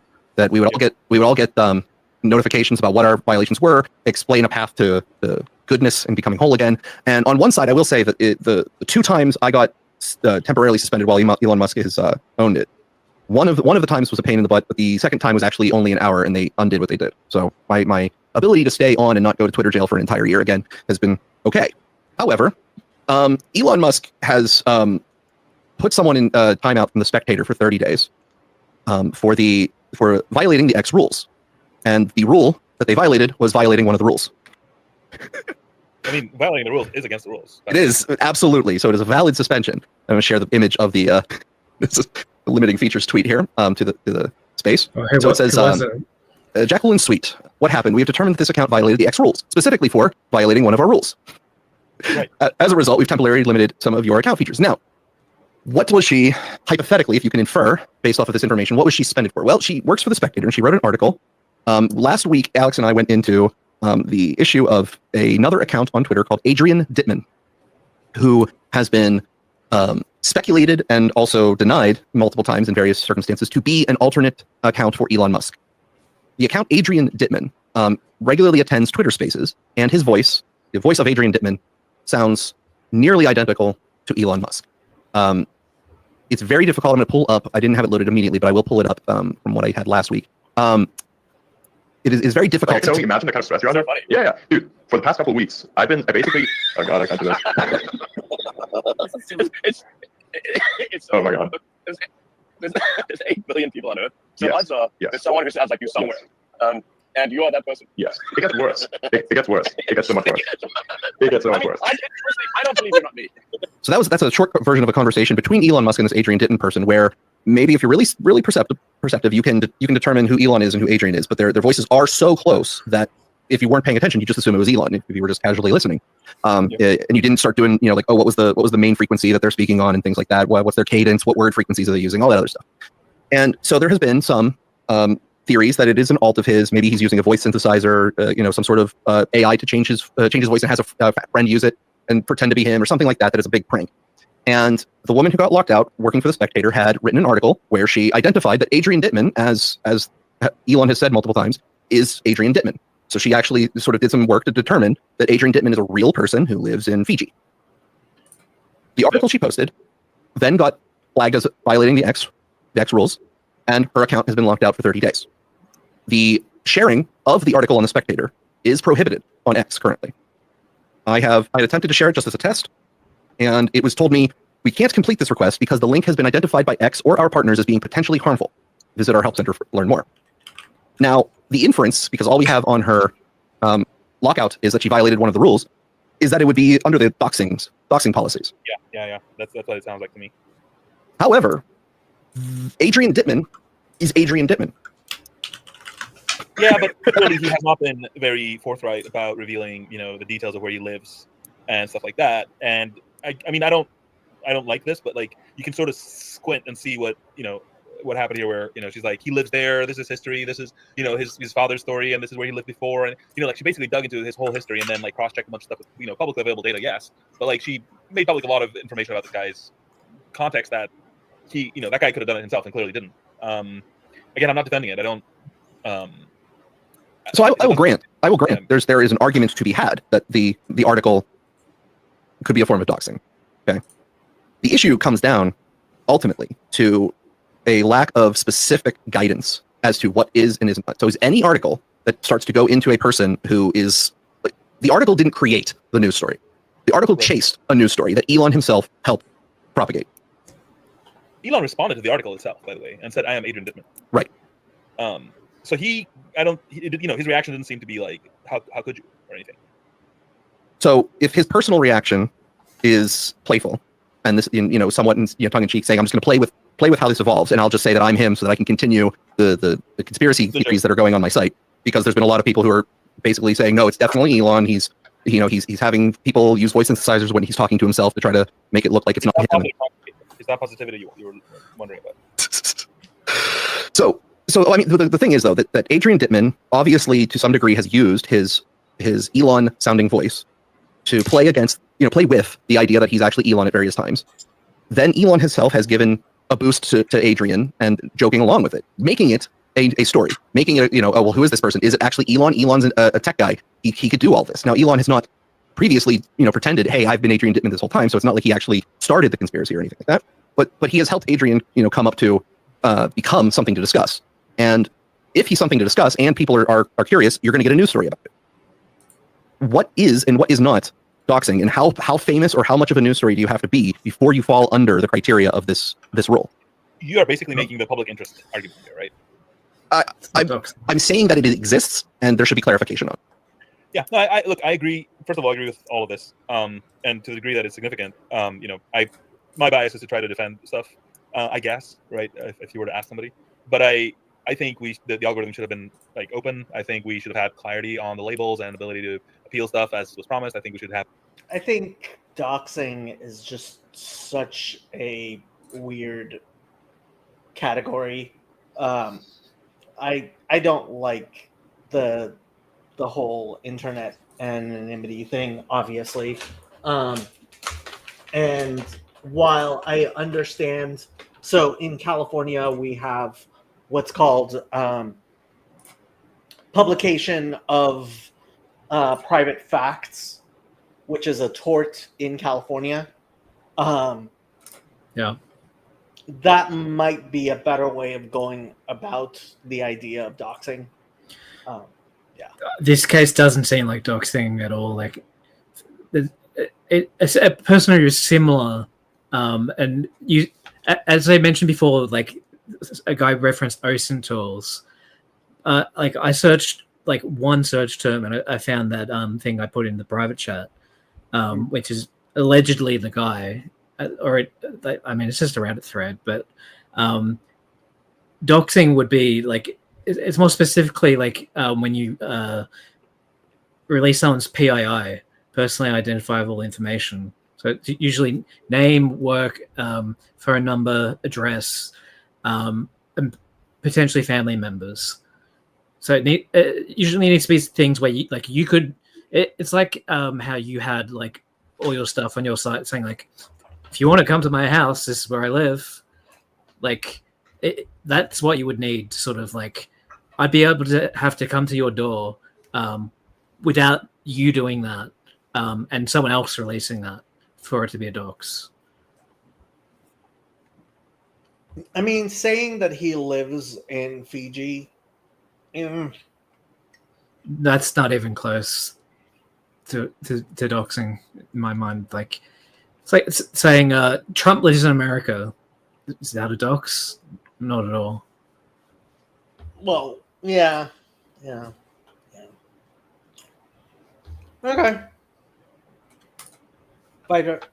Have had customizable algorithms. I think a lot of what we've been promised has been, we got a shitty version of a bunch of it, and that seems to be it. Right. So, there's no clarity here, and it's like really frustrating. It's ridiculous. Like, it's not just, and this is not an XX problem, right? Like the same problem exists in like Google, where your account can be suspended, and it's like you triggered our account suspension robots, and the only way you get out of it is if you make us look bad publicly, right? If you got a big enough microphone.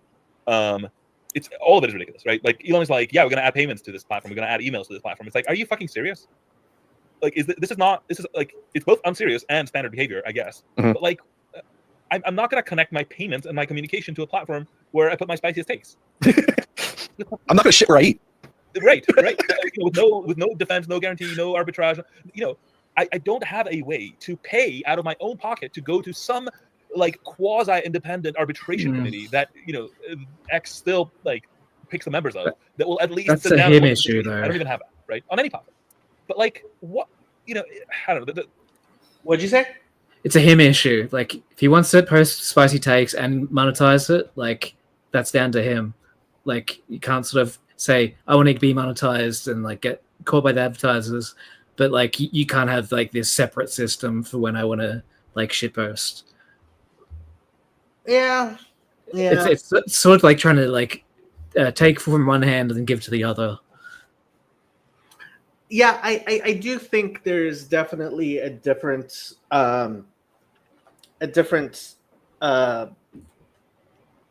standard that should apply to people who want to be monetized. Like, Yes. Elon demonetized a bunch of anti-Israel accounts, and it's like, Right. yeah, I don't mind that. Yeah, especially when a lot of them are obviously shit posting in order to get a reaction and views. Yeah, view farming. I've seen a lot of that. Like people like it not even being edgy, but like posting things where you're going to get clicks, without going past the TOS. Like obviously.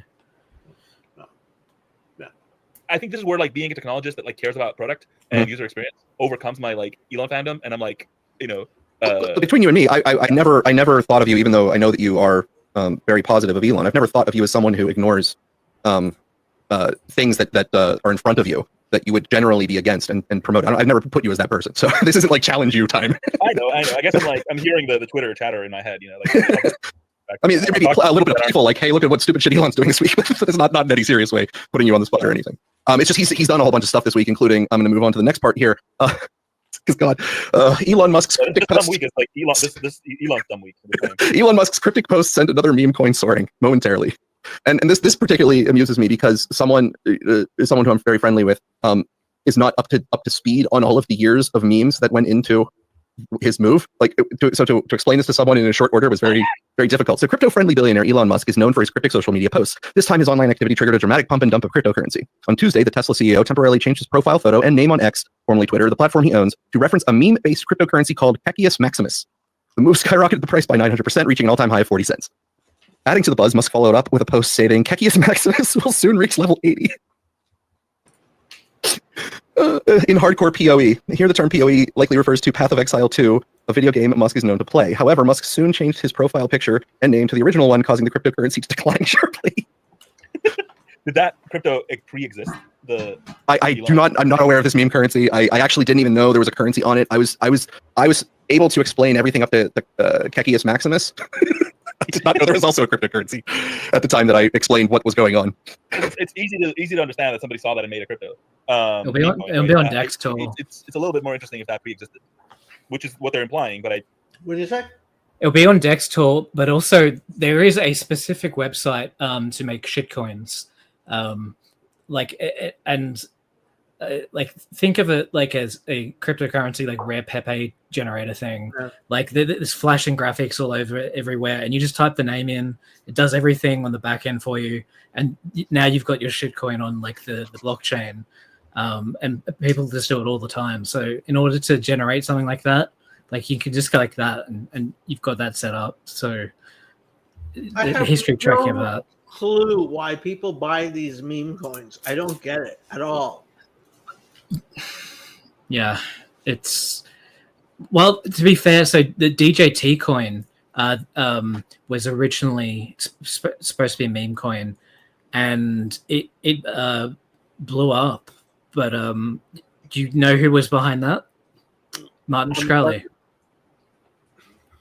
Martin Shkreli was behind the DJT coin. He invested $100 million into it and tried to get Baron Trump involved with it and wanted it to be a thing, and then it all fell through, and apparently it's going back up again. It's that was a shit coin. Whatever. Adrian Dittman is Adrian Dittman.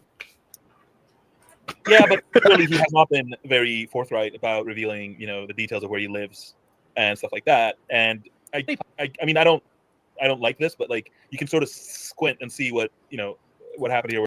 Adrian thing is though that Adrian Dittman obviously to some degree has used his publicly, but like what I don't know. I think this is where like being a technologist that like cares about product and user experience overcomes my like Elon fandom, and I'm like between you and me, I never thought of you, even though I know that you are very positive of Elon. I've never thought of you as someone who ignores things that are in front of you that you would generally be against and promote. I've never put you as that person, so this isn't like challenge you time. I know. I guess I'm hearing the Twitter chatter in my head. I mean, there may be a little bit of people like, hey, look at what stupid shit Elon's doing this week, but it's not in any serious way putting you on the spot or anything. It's just he's done a whole bunch of stuff this week, including I'm going to move on to the next part here. Because God, Elon Musk's cryptic post. Week. It's like this Elon's dumb week. Elon Musk's cryptic post sent another meme coin soaring momentarily. And this particularly amuses me because someone who I'm very friendly with is not up to speed on all of the years of memes that went into his move. Like, to explain this to someone in a short order was very, very difficult. So crypto-friendly billionaire Elon Musk is known for his cryptic social media posts. This time his online activity triggered a dramatic pump and dump of cryptocurrency. On Tuesday, the Tesla CEO temporarily changed his profile photo and name on X, formerly Twitter, the platform he owns, to reference a meme-based cryptocurrency called Kekius Maximus. The move skyrocketed the price by 900%, reaching an all-time high of 40 cents. Adding to the buzz, Musk followed up with a post stating, Kekius Maximus will soon reach level 80. In hardcore PoE. Here the term PoE likely refers to Path of Exile 2, a video game Musk is known to play. However, Musk soon changed his profile picture and name to the original one, causing the cryptocurrency to decline sharply. Did that crypto pre-exist? I'm not aware of this meme currency. I actually didn't even know there was a currency on it. I was able to explain everything up to the Kekius Maximus. I did not know there was also a cryptocurrency at the time that I explained what was going on. It's easy to understand that somebody saw that and made a crypto, a meme coin, right? It's a little bit more interesting if that pre-existed, which is what they're implying. But I sort of this does go back to my this does echo my love for one of the news stories about a week or two ago, which was the Haktua girls cryptocurrency pump and dump. Yep. So we are just meme coining the shit out of this year already. This was an article from Yahoo. So I love that modern finance involves Kekius Maximus. Awareness. Yes, and Dogecoin. So the article did do a good job of trying to explain what the heck that even is if you haven't been paying attention to meme culture for the last 10 years. And it's the term Kekius is derived from Kek, an internet slang equivalent to LOL. Well, Maximus references iconic Roman general Maximus Decimus Meritus, famously portrayed in the movie Gladiator. So, yeah, that's a. Do you think that's true? I think Maximus is just like whatever, right? Like it's a generic Roman suffix. That would be my interpretation, but that's how the Yahoo Finance explained it. It's actually Kekius Maximus is really a reference to Monty Python skit. Biggest Dickus. Yes, Biggest Dickus. It's good enough. Yeah, that makes sense. I believe. But yeah, so I feel like this feels like the sort of thing that is your novel LLM augmented news media, right? Yeah. It would be like, what's Kekius Maximus? And it'd be like, I was like, copy paste, deep research complete. This chains into another Musk story here. This is from Forbes. X Money leak reveals Elon Musk's game-changing plan as Bitcoin nears $100,000. Elon Musk, the Tesla billionaire who accidentally caused crypto price chaos this week, has hovered on the fringes of the crypto world in recent years. The Bitcoin price surge to $100,000 per Bitcoin last year spurred unprecedented interest in Bitcoin and crypto among Wall Street giants and incoming U.S. President Donald Trump, as Musk has declared a financial emergency. Now, as China scrambles to contain a crisis that some think could blow up the Bitcoin price, a leak has revealed that Elon Musk's X could be about to imminently launch a Bitcoin and crypto game changer. Quote, new X code has just shipped that reveals X payments will launch without approval from all 50 states. X influencer Alex Finn posted on the platform, meaning X payments could launch today. Since Musk bought Twitter and rebranded X, he has been acquiring money transmitter licenses in states across the country as part of a grand plan to grow X into an everything app similar to China's WeChat. It seems like X plans to launch X Money in the US before getting approval in all 50 states. Mac Rumors contributing researcher Aaron Paris posted to the platform alongside a screenshot of code, which hasn't been verified by the company itself. Earlier this week, X chief executive Linda Yaccarino confirmed payments will be coming to the social media platform in 2025 in the form of X Money, along with a raft of other features telling people to buckle up. X Money's confirmation has sparked wild speculation that the platform could use or support Bitcoin, crypto, or dollar-pegged stablecoins that use crypto technology to speed up and reduce the cost of transactions, with Musk's rocket company SpaceX recently being linked to Tether, dominant USDT stablecoin. X payments in one way or another will support cryptocurrency. Finn predicted in an X broadcast. Crypto will probably be a good amount of Rails or X payments. So that's all chaining together there.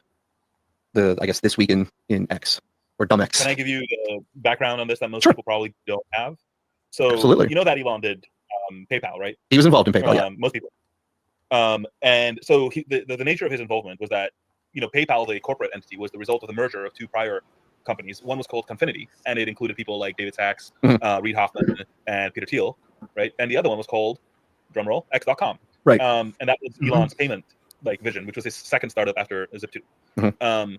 And so that ended with a board coup where Elon, who had become the CEO after the merger, was ousted. And part of the reason he was ousted was that he wanted to rename the product from PayPal. The brand of the product that was retained was the other company's product. So PayPal used to be a product of Confinity, and the merged company got named PayPal.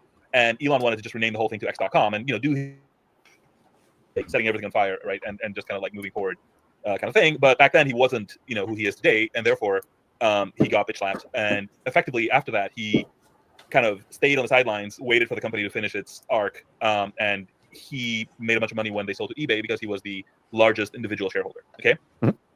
Now, one of the things he has said about the PayPal acquisition and what eBay eventually did with PayPal is that he was really unhappy with the use they made of the sort of the company, the technology, the positioning in the market, whatever. And one of the things that he has said that I keep remembering is, if they had only implemented what I left on my whiteboard when the acquisition came through, they would be in such a better place right now. And what he had left on his whiteboard was basically like reduce the reasons people have, something like, right, I'm paraphrasing, reduce the reasons people have to take their money out of PayPal. Okay, Mhm. so the idea being that people put money in PayPal and take it out to do things with it. Mhm. If you methodically attack, the reasons that people have to take that money out, then PayPal will accumulate more and more money. Mhm. I say all of this because I think a lot of this comes together with X, which has become a lot more monetized. I think ever since Elon joined, Mhm. whether it's subscriptions or payments or all sorts of things. The next thing you'll see is that money will go to your X account, and then that account will be more and more useful. Therefore, you'll be less and less incentivized to take your money out, Mhm. and more incentivized to put more money in. This has been my prediction forever. This is not a new take. I Yeah. tweeted this out back today, but I'm sort of connecting dots from the 90s and the early 2000s with what's happening now. And I said before that what I was saying was like pretty low confidence. I have pretty high confidence about this one. Well, keeping your money in there would not necessarily be the end goal. Obviously, you would want transactions to occur, even if you weren't necessarily taking a cut on the transactions themselves. Give you a card, right? So you can spend it directly rather than moving it to your bank account, for example. Mhm. There'll be integration with all sorts of things. There'll be like pay with X buttons. Like it's going to be like it wants to be the final destination for your money. Let me put it this way: before you spend it, and he wants to incentivize you to keep it in there for as long as possible. Whether it's technically a bank or not, is a different story. Yeah. Well, I mean, there. X since his acquisition, or Twitter since his acquisition, has been definitely a mixed bag. A lot of it has been to the positive end in the respect that he stopped doing some things that Twitter was doing when it was a public company that were really deleterious. It has somewhat turned into what it seems like he considers it his personal playground sometimes, and he doesn't seem to view his users necessarily as people who are with him because they like the company. They should he sometimes treats them as if, or it seems like he treats them as if they should be really grateful that he's here doing everything he's doing, as opposed to trying to provide us exactly what we would like. Yep. As opposed to customers, right? Yeah, he bought this place as a power move. I don't think he bought it as a service organization. Yeah. What do you mean? Like he's treating us like people who should be like really grateful that he is doing this, instead of treating us like users, customers, whatever. Yes. Sorry, I misunderstood. Yeah. Right. And the part of it involves him announcing changes and doing things without giving us maybe like a real understanding of what's happening, even though he promised transparency as one of his central things. And I really honestly don't care. I don't really make money on here. It pays for itself, and that's about as much as I can say for the most part. But the lack of communication, first advertising, it was involved in how you got paid if you were a blue check. Then it switched from advertising to the number of blue checks with a positive ranking who respond to you or something. Unclear. So now engagement by blue checks, I think, is the current. And then verified users. And so there's no real way for you to know that the number that you're getting paid matches some number of interactions that you're able to observe. So if you go to your analytics, there's no connection to say, hey, these are matching your payout. And if you're changing the algorithm as well, the algorithm is now related to how you get paid, and you're going to wind up in a very similar situation. Slightly different because it's not advertisers if he's no longer doing advertising. You're going to wind up still in a similar situation to YouTube over the years, where if you cannot explain all of the behavior in a way that people can actually understand it, you are going to at least be accused of putting your thumb on the scale to be able to pay people that you support that are pushing your narrative, because he has a narrative now. He's working with the government. He has a lot of narrative interest on the platform. You're going to be accused of putting your thumb on the scale and paying people more who are promoting what you want to promote. And it's going to be very difficult, particularly based off of everything we talked about, to know whether that's happening or not, given the way that it currently is. Yeah, and by the way, I want to say something else that relates also to what you said before, that the new algorithm doesn't affect you, and sort of that's true to the degree that you're on the following tab. But I will argue that it does affect you, right? And a lot of these things affect you, and what he says the new algorithm is affect you, in that it changes the behavior of other users, right? To the degree that other people take that and interpret it however they interpret it, and then they change their output accordingly, or even you can take it another level out, right? The change in other people ends up changing the culture to the degree that even people who are not like consciously changing their behavior find themselves doing different things that they would. Mm-hmm. That changes your experience on the website, whether you're directly subject to the algorithm. Yes. Yes, if I get fewer interactions from people I normally talk to because they are using the For You tab more frequently than the following tab, and I come up less in their thing, then my quality of experience can be impacted. Which right. That's actually a different one, right? I hadn't even thought of that one. I thought that's what you were saying. Sorry, but I guess I contributed then. Yeah. No, because I was just thinking like if it changes what they post, right? If I change what I post, right, because of being conscious of For You feed, then that changes what you see. Right. But you actually put it. Found a different, also valid example, and I bet there's more, right? But that's the whole point. Somebody was like, "Oh, you loser, you're using the For You," and I'm like, "No, but like, we're like, it's communism, bro. Wake up. We're all affected by each other." Yeah. So I mean, yeah, that's. I again, it's a mixed bag, so I'm not gonna say that it's all bad, but he has not lived up to some of the promises that he's made, and that's disappointing. And I would really like to see him live up to some of the ones that he made that allow more transparency, and I never expect to actually like earn a living off of the platform or something like that. But so I wasn't like super duper following along with this topic, but like I think like even if they were as transparent as possible and gave you the code and whatever, like can you actually predict the second order, third order effects of changing the algorithm? Like can they just never change it? No, but I mean, sorry, go ahead. Well, if they give us the algorithm and we see what things will get demoted or promoted, that is these first order effect knowledge. Yeah, that's fair. I guess, like, does the current algorithm that's published actually, like, a thing that you could run a tweet through and it would tell you, like, how many points it got or whatever? I imagine it's personalized as well, right? Like, my algorithm's different than your algorithm. No, but you can probably, if we're talking about the algorithm that was released, I bet you if you took that and put it on Gemini and then gave it a tweet and asked it to, like, what flags would apply here, I bet it would give you something broadly accurate. There may be aspects. So there's inside of the algorithm chain of stuff, there are things that involve graph metrics. So graph metrics you're not going to have access to. And for those listening, where that's just garbage and gobbledygook, the graph would be your connections on the network. So Alex and I follow each other. So they call it a graph, and we're just like these two nodes connected by a line, basically, if you just pictorially imagine it. And so I have a lot of lines going to people I follow, people who follow me, their lines go to me. You can play with those and get numbers and mathematics out of it that allow you to rank stuff. And so one of the things that harms you are the number of people who have blocked you who are ranked highly. As it's explained, I actually have not delved into this, but that's what Elon even says in his explanations as tweets. So if I'm blocked by several larger accounts, they do not like me, and that supposedly hurts my reach. To what degree, I don't know, and I don't. Getting that information off of Twitter to be able to know to input into the algorithm would be difficult. But while we say that the perfection isn't there, there are definitely certain things about specific tweets that you can analyze to determine whether or not a particular tweet might meet a criteria that is promoted or demoted. And I mean, on some level, they're writing the algorithm with some intentionality, right, to achieve something, and the intent, and even one level below that, like the kinks of the implementation, can be understood from the code, even if you can't trace a particular thing back. You can sort of, what Gator just described. I mean, that is both there's like an intent level, which is like, what is it, like respected users, right? That if respected users block somebody, they're more likely to be a bot. That is correct, right? But then you get into details of what respected is and what a bot is and what is the other side of the likely, right? Like what are the minority cases that you might become the majority or whatever.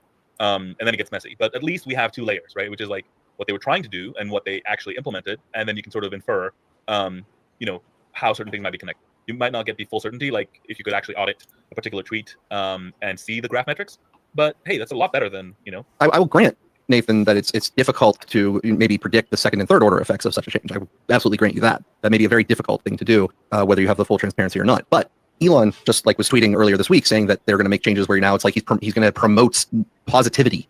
So positivity is going to be promoted on the platform, and then meanwhile he's ranting about rape gang. Is that positive? Does he get demoted in the algorithm? Yeah, I mean, there's a little bit of incongruity there. I'll grant you. So knowing what he needs that's interesting, and how that would impact him. Going through the details of the the gang rape of a particular girl is not positive. I mean, it's that's definitely a situational question there. Is it a positive thing to talk about the bad thing you want to stop? Yes, but the thing that you're talking about is negative, and that's the primary content, which is a negative content. And if you're mad at someone who you should be mad at, that's positive. I want to ask Nathan about the notion of these sort of aspirational goal in Musk companies. If you have anything to share with us about that, like how you feel those get interpreted internally and whether they work or not work or whatever.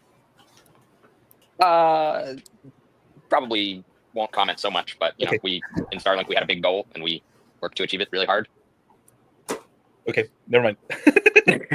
Totally valid response. Sorry. I hear you. No worries. Yeah. So I'm just kind of thinking about this whole unregretted user minutes and the negativity positivity thing. Again, what I'm seeing in Musk in this particular thing is like an engineer's mode of thinking of like what's the simplest thing that could possibly work. I could totally see that working on Starship. I have real concerns about it working on here. And Gator, I don't know if you remember, we had a conversation in Spaces actually. I don't know, 2 years ago, where I was sort of explaining my ideal structure for networks like this, and it's really frustrating to me because it's like I see these ideas and I can immediately tell you everything that's wrong with them, and like there's nothing I can do. Like this conversation will be had again, and the opposite will be said again, and we will end up discovering what is obvious that we will discover again. And like news cycle after news cycle, like we're kind of getting there. I mean, at least now we're talking about personalized algorithms. We weren't, right? There is some vague sense of progress, but like, oh my God, get there. Like, this was derivable 10 years ago because I did, and we're still here.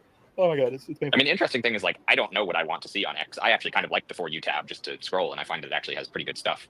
But I don't know that I want to see like positive stuff. Like if I open up X and all I see is like pictures of puppies and stuff. Yeah, I'm actually I've started to like the For You tab even better than Who Are You Following tab. Yeah, Same. It will be okay if it's a duck only platform. If it's just That's duck true. everywhere, I will be happy. All right, well, you can be happy with that, but I'll probably move on to, well, if there's no other option, but probably wouldn't use it as much. I'd follow people and use the following tab and not let the algorithm just show me cute ducks. Oh, you can go over to puppies Blue all Sky day. where that's geese. There's nothing but geese. That's okay. I think I'm all right. Okay, if you don't know Dr. Rollergator, he has an insane love of ducks. Like an absolutely insane love of ducks. Like he cracks up at anything duck related in ways you cannot believe. For what it's worth, I was looking at the stats of Blue Sky. I guess whatever they've implemented allows third parties to just look at their stats, and I think they're like down to half from their peak. Not a good sign for the future. Well, that's a modest tangent to another complaint of mine about X, and that is how when Elon took over, he really broke the API in the way that he broke its usage. Let's say he didn't break it physically. The API still technically works, but he jacked up the cost to make it cost prohibitive for almost anyone to get actual use out of the API. Look, the Elon Musk conspiracy theory that I fully am behind is that this platform is an aggregation of training data for Grok. Mm-hmm. Right? This like there is no doubt, right? He wants more data. That's why the likes are private, to encourage more of them. I mean, that's why. That's probably a motivating change, right? That's a lot of the things that I've seen. That's probably why influencers are paid now to be here, and other things, because this is the goose that laid the golden egg. It's kind of funny actually. The latest valuation data I heard is 12 billion for X.com and 50 billion for XAI. And the joke is that X.com owns about 20% of XAI, maybe a little bit less now with more funding rounds. But like once you do the math, it's like I kind of don't believe the 12 billion figure ultimately. But like jokingly, if we accept it, it's like the residual value of X beyond its XAI equity is like 1 billion. If the value generated by X goes to XAI because it's the data that allows it to train its AI, and XAI is now no longer part of the deal that allowed him to buy X, does that mean if X goes bankrupt, he just gets the profitable part? Because he can declare bankruptcy on the main thing? These are separate companies where X has some equity in XAI, I guess, as the other side of some deal that gives XAI the data from X. That's what I'm saying. So he purchased X through debt. Yeah. And the debt is financing the investment in XAI via data. Yeah. But it does also have the shares in XAI. So if there was a solution, that those debt owners would be first in line to get the equity in XAI. So True. Yeah. So it would be a total wash. But hypothetically, that if it didn't cover the whole remaining debt, were to have to declare bankruptcy, he would basically have already siphoned off the profits. He probably if it's debt, he probably promised some of his personal Tesla stock as a backstop. So I hear you. I don't think this particular one is right. But yeah. Anyway, long story short. There's not going to be an API. Don't expect it. Don't hope for it. He doesn't want the data being used by anybody. In fact, I think this also connects to the other weirdness of the platform, which is like, deboosting links to Substack and whatever. Because he might, even if you accept that he wants free speech, you also have to accept that he wants to own it. And however uncomfortable this sounds, it's just the truth. He doesn't want to play well with others. He doesn't want an open internet or anything like that. At best, what you get is this public square here, where you don't get shot to the moon for saying ivermectin.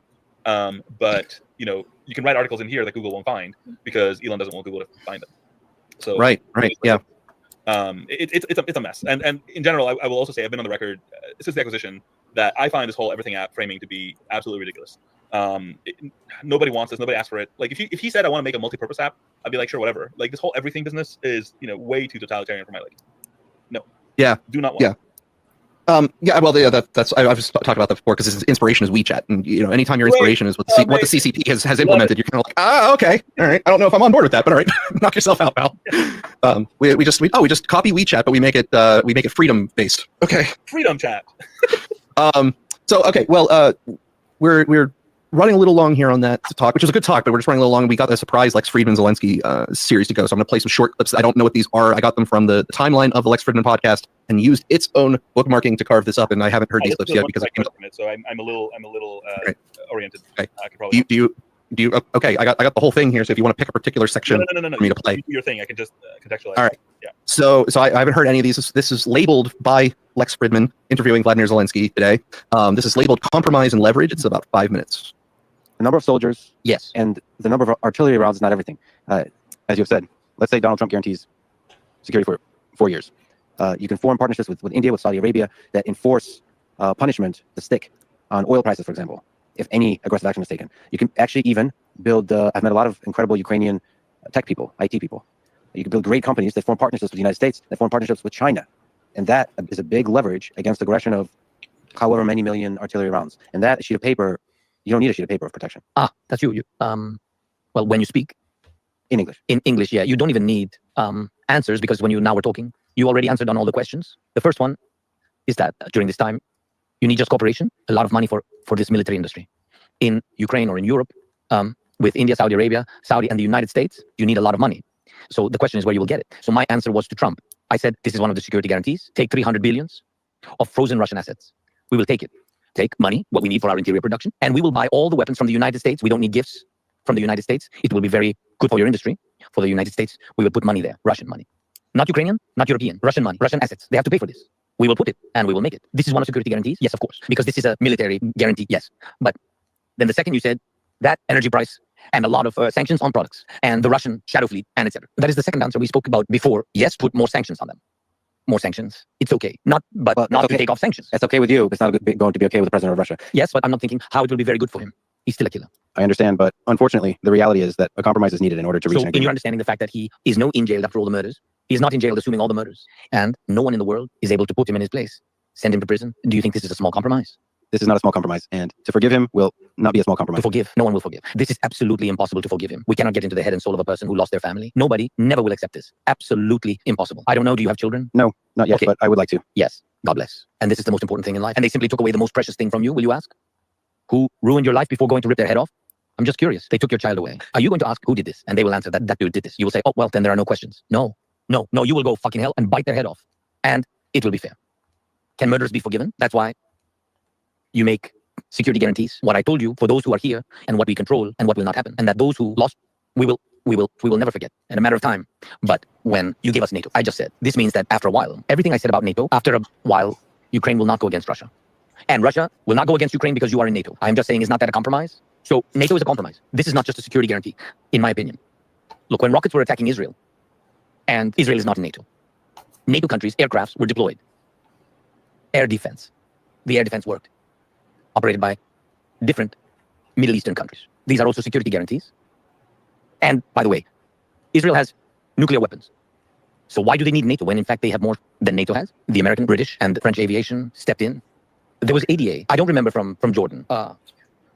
Okay, so in that conversation, it seems like Zelensky is sort of asserting that he won't accept any deal that doesn't involve Vladimir Putin no longer being the head of Russia. Was that the takeaway there that you got out of that? No, not quite. But it's about as unreasonable. So he basically says, we want to put the remaining part of Ukraine in NATO. Okay, that's a partial inclusion that he discusses somewhere else. And we want the sanctions to be kept on Russia, right? They want the $300 billion of Russian reserves that have been frozen currently, that happen to be in the EU, and EU banks have been frozen, to be taken and given to Ukraine. YOLO, sure. Yeah. And what else did he want? Arms from Europe, a missile defense shield. Now, have you been involved in deal making of any sort in your life? Like, I don't know, accepting a job offer? Yes, at least once. Have you go in there and be like, so I want to work no hours. I want to have a lot of money sent my way. the company fluffer coming to my house every morning. Like, did you notice anything? Like, and even Lex Friedman, who I love for this interview, but is also kind of ridiculous. And like, what if you make a deal with Saudi Arabia and India? And like, dude, like, keep that for Twitter. Like, this isn't. You're talking to the head of state. You don't like. You know, back of the napkin, like geopolitics. Well, Zelensky went on a section of there, which I'll call a rant/tangent, talking about the murders that Putin has committed. And it's like, if you ever lost a son, you're gonna ever forgive that? Well, what if, I mean, the only thing that you can do is talk about his death at that point. That's the only thing that's gonna. That was as part of the one thing he was offering, quote unquote, Putin, was that he gets to stay out of jail. Now, I don't know if you've noticed where the Russian president is running this war from, but I will give you a big clue. It is not in jail. Hence, right. His position is not improved whatsoever. Right. There's like, and that's why I was saying, where it's like, it seems like he's saying he won't accept anything other than Putin no longer being the president of Russia. What he said is like, well, what he gets is that he's not in prison. That's what Putin gets out of the deal. But we're not going to forgive, we're not going to forget, but at least he stays out of prison. I don't know if that means like out of prison and out of the Russian government. Probably not. But sanctions stay in place. The Russian assets are actually taken. The rest of Ukraine goes to NATO, which believe it or not, that was the stated reason that Russia attacked to prevent that. Right. Foreign companies provide a lot more arms, which is the other reason that Russia attacked. And I mean, this is childish. And honestly, I really worry that there is no Trump is coming in with like big words to like shut the conflict down, and I think he wants it to be shut down. But there is no way to do that is on the horizon because, unfortunately, the U.S. sort of foreign policy blog has been huffing its own output for a while, and is completely sort of deluded about the state of the war, the state of the battlefield, the capabilities of the Ukrainian military. They keep predicting things that don't work out, but somehow come back and like predict something else. So, for example, now they're floating a ceasefire, right? Like kind of like a North Korea style. You just have a line of demarcation, and you sort of will figure it out later. Right. And again, all of this is not sort of, in Greek we have a saying of like you're making the bill without the hotel owner being involved. It's like the Russians are advancing as we're speaking. They're taking more land. They are progressing continuously. The West has no more sort of artillery shells to give, right? Like as Zelensky himself said, the ratio of artillery shells going either side is 12-1. Okay, and artillery shells being fired historically is the leading indicator for casualties. Right? Like I'm not saying the casualties are going to be 12-1, but I'm saying is they're going to be lopsided. And so okay, you got the situation on the ground where Russia's definitely taking ground, and other indicators are pointing to the fact that the Russian the Ukrainian military is got low morale, is running out of soldiers, yada yada yada. Why would the Russians be like, oh yeah, no, totally, we'll stop here and give you time to recuperate? It makes no sense, right? You got to sweeten the deal somehow, and I've heard nobody offering anything other than it's a total like the Knights Who Say the Tis But a Scratch thing where it's like I'm going to stop beating you up because I'm a good person. It's like you have no limbs. Like yeah. What are we talking about? You're in trouble now. Oh god, yeah. That's the vibe I'm getting from all this, and kind of to connect it with what you were saying earlier, right? And not necessarily that particular thing, but there are a bunch of moves that are being made that will lock in Trump to that particular narrative, right? And Trump is tempted to sort of go through a. Zelensky mentioned this peace through strength in another part of the interview, which basically means you go harder on Russia in order to like entice them to come to the negotiation table or whatever. And I'm not exactly sure what additional layers of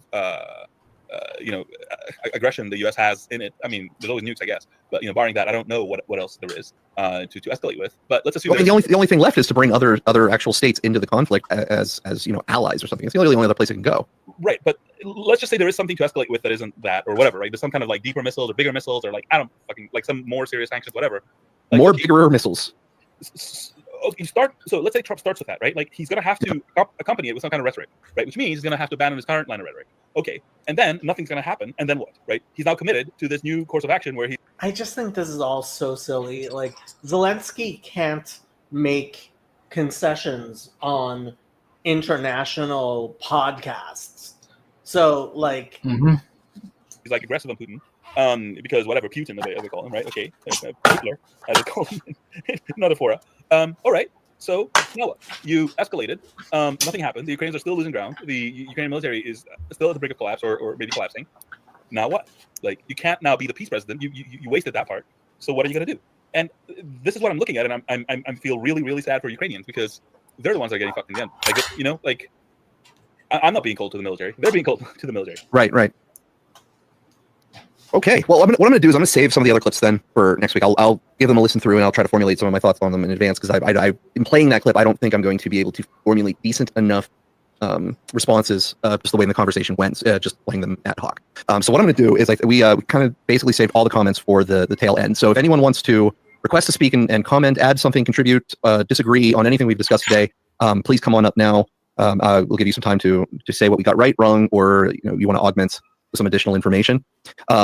What we've talked about basically today was the wild and spiraling Cybertruck story that somehow also came to involve claims of anti-gravity space tech and a connection to the New Jersey drones, which was obviously ridiculous. And then a lot of things this week in the Twitter's evolution and Twitter space. So far, I'm not seeing anybody wanting to add anything, which is certainly okay, but I would hope that if you are going to spend some time with us, that you give us your thoughts so that we know what's on your mind, or if you have any additional information that we haven't considered, because we can't consider everything all the time. And Nathan, we lost you. Do you want to come back up and give a final thought? Okay. Jimmy, jump on board. Come on. Okay. We're going to wind up cutting it off a little 15 minutes early. All right. I'm going to say that nobody wants to join, so I'm going to end it for today then. Thank you. We got a request. All right. Oh, I don't think I have a lot to add here. I also have to go in about 5 minutes, but certainly all a pretty crazy week. It lived up to the title of a dumb week. MIP, how are you today? MIP? You have to unmute yourself, by the way, if you're speaking. Going to the void. MIP? Yes. Hello. Yeah. Hello. What's on your mind? When we were speaking in the beginning there, where you of course were speaking, but regarding to the whole it being an ideal attack to make it an extreme MAGA, and then the press not touching that at all. Yeah. I feel like since the election, since they really ramped it up to he is the next Hitler and now we have to do something, they've pulled back on everything. There are no attacks. There's nothing. Even now with Elon bringing up the Rotterdam rapes and the Pakistani gangs there, that would be a perfect avenue to go like see how he's going rogue, see how he's. I did fail to bring an article up today where the UK is calling basically for Elon Musk's arrest for his inciting of passions over his comments with the controversy there. Done that in the last couple of weeks, but they are still talking about that again. They really want Elon Musk to stop talking about their politics. Which makes sense, but I feel it's very it's timid compared to how much they ramped it up in 2016. I don't know it's puzzled me for a bit. Where you're kind of wondering what the strategy is. Are they really going to go wait until the 20th and then start?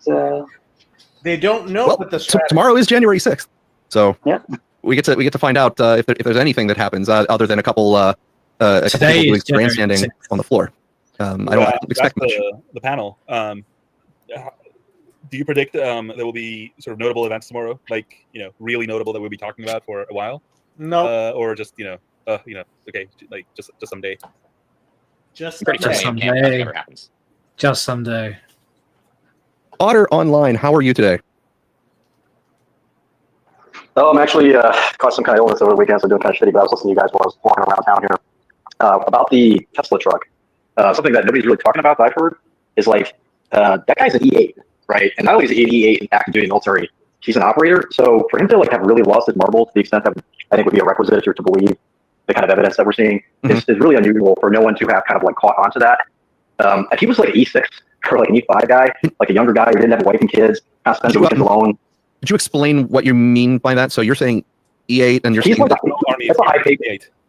It's a high pay grade, right? And like operators they do kind of they make rank more quickly. Like I was prior enlisted and I became an officer in the military. But like if you're an E8 man, like that's a big deal. And if that guy really had better microphone. Not only like had he lost his marbles, but had the capacity to be that kind of What's that? He needs to enlist a better microphone. An extreme person. Like we should see paper on his mental illness. Okay, and he would like for nobody to have caught his increasing instability is the part that you were talking about. Parsimony is earlier somebody said that the thing that's most parsimonious about this is that he is just a crazy guy, which like I'm inclined to say that in most of these incidents, but in this case I don't agree that it's parsimonious to say an E8 operator who like is working on team. Like if you're working on teams and you're an operator, if you're a crazy person, other people are gonna get killed, right? If he was like an E8 and he was like a supply tech or something and he goes crazy, I'm like, yeah, I believe that. Like I've known senior chiefs in the Navy that were nutcases, but if you're like an operator, like that's gonna go wrong really quickly if that person loses his shit. and they have extra screening and extra monitoring for those people, right? So, and he's a little bit old to have experienced like legitimate schizophrenic break, kind of overnight. Yeah, you see signs of that usually in the early 30s. Like you can make the argument that his wife left him and that kind of set him off somehow, but that's not going to explain, like you said, the extremely disparate kind of. I can only guess that he was using psychedelics. That's the only thing that makes sense. Narratives, the meaningless way in which he killed himself, the risk that he put to other people. Like he literally lost, he was delusional, which doesn't say to me like, oh, he went crazy because his family left him. It's like this guy had severe mental illness, right? So I'm inclined to believe that a lot of the conflicting evidence is intentionally conflicting. Okay. Like if this is an op, right? Like the fact that you have all this weird conflicting evidence is designed to get us chasing our tails and sitting here asking ourselves, this doesn't make sense. He's a MAGA extremist, and he's saying he promotes Trump, and also he blew up a Cybertruck in front of Trump Tower. So like if this is an op, to me it's like this is a warning to Elon that has been kind of disguised as an extremist to make it more surreptitious. And I mean, what a power play to show Elon Musk, hey, we can get an elite operator who's extremely successful guy, and we can craft this narrative. And this is a power move, right? To be able to get a guy at this level to do that is just out of this world. If you were to actually speculate, and obviously I won't hold you to this, this is so early and you don't have all the details, so I'm not holding to you to this idea. But what would you say is your the most likely thing you think actually happened with this guy? So you do not seem inclined to believe that he had a mental break because he would have been more closely inspected by the military or quarantined, so to speak, and taken out of operation because of that. So therefore, I agree with that. So if he's not if he's not mentally unstable, and that's not the reason that this happened, what was his actual motivation and intent if he had one? And if it wasn't really him doing it, what was the intent of the person who was guiding him? Well, I think the intent is a warning to Elon. If I'm that would be my first blush of this is they blew up a truck, they blew up one of Elon's trucks in front of Trump Tower. That is not something that a MAGA person does to wake people up and say we should rally around Elon Musk, RFK Jr. and Donald Trump. You completely discount the letter that was found and conclude that it has an opposite meaning, that it's misleading to do that someone should actually for the purposes of being misleading, right? I would suspect that that's, if you pay attention to the kind of military part of Twitter that's talking about this, there's a bunch of stuff that doesn't make any fucking sense. Number one, insofar as he crafted an IED, one of the most ineffective IEDs ever, but it also wasn't crafted so carefully as to prevent the harm to other humans. Other people were injured by that explosion. Right, so that's just pure incompetence. If he wanted to harm humans, he really didn't even go about it even close to the right way. Right. But he would have had the training to understand how to do that. Sure. Right. And also he supposedly used a Desert Eagle to blow his brains out, which is a meme gun. An operator would be caught dead with that gun. It would be embarrassing for them to do that. Actually, there's a bunch of stuff that doesn't make any sense. An operator to do that with fireworks and gasoline, all of his friends would have made fun of that guy. Do you mind me looking at one of your Did you say something? The Deagle is definitely non-standard. In that case, that, from what I know about guns, you don't carry around a Deagle. Just maybe a Glock if you're an operator, but a Deagle, no. Well, apparently, yeah, and apparently it's a 50 caliber is yeah, it's a loud gun. It's Dirty Harry style, you can't miss it. It's one of those ones. Yeah, that's what I heard. Assumptions there, and let me see if you have an answer for this question that sparks in my mind based off of it. If the intent were to send a message to Elon Musk, why would you then have the recovered letter create the opposite impression? Because obviously you would want Elon Musk to know that it was a message to him. So the news coverage portraying the opposite, that he was a fan, would seemingly reduce the probability that Elon would get the message. Oh well, I think that there's that's the icing on the cake, in the sense of if they have they're trying to craft a narrative, and they're consistently crafting the narrative that the biggest threat is always internal domestic extremism, which is a totalitarian sort of justifying narrative, right? DHS did this during the pandemic with parents at the PTO meetings, and it's actually the evil white supremacists, and even though it's a brown guy who might be into Islam, it's actually it's domestic extremism. And I'm not trying to make any statements against one religion or another, but there's definitely a motive to maintain this era of the real threat is from the homeland. Dog that didn't bark mentioned then. Right. Well, with regards to your dog that didn't bark, that was yeah, go ahead. If you think about it, both of the New Year's attacks were different angles on the homegrown extremist trope, right?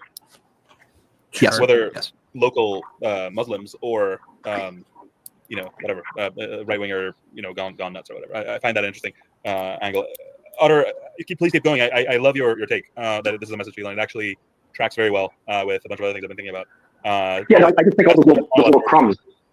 I suspect that those little crumbs are designed, number one, to keep the normies like talking and arguing about something else. I mean, what a perfect way to get the MAGA base to sort of chase its own tail. But meanwhile, if you zoom out, it's like the symbolic image of the truck blowing up in front of Trump Tower. It sends a pretty stark message. I think it's obvious to me that like I do think it's a power play if it's an op, right? I mean, I'm not saying that the op explanation does satisfy parsimony. I'm just saying it's very confusing to me that a established senior enlisted operator who's successful, who's operated on teams, who's active duty, like he's not like a mental health, like Section 8 out of the military, which that does happen to these people, but like he's active duty operating on teams. If there's not paper on him in the military explaining that this guy's a nutcase, and like if we find out later that he was taken off his teams for, you know, mental health screening purposes, then that starts to satisfy parsimony for me. But at the moment, it's like, oh wow, like what a power play. We could take somebody who's like got all these credentials, and we could craft this narrative to make people believe that he did this.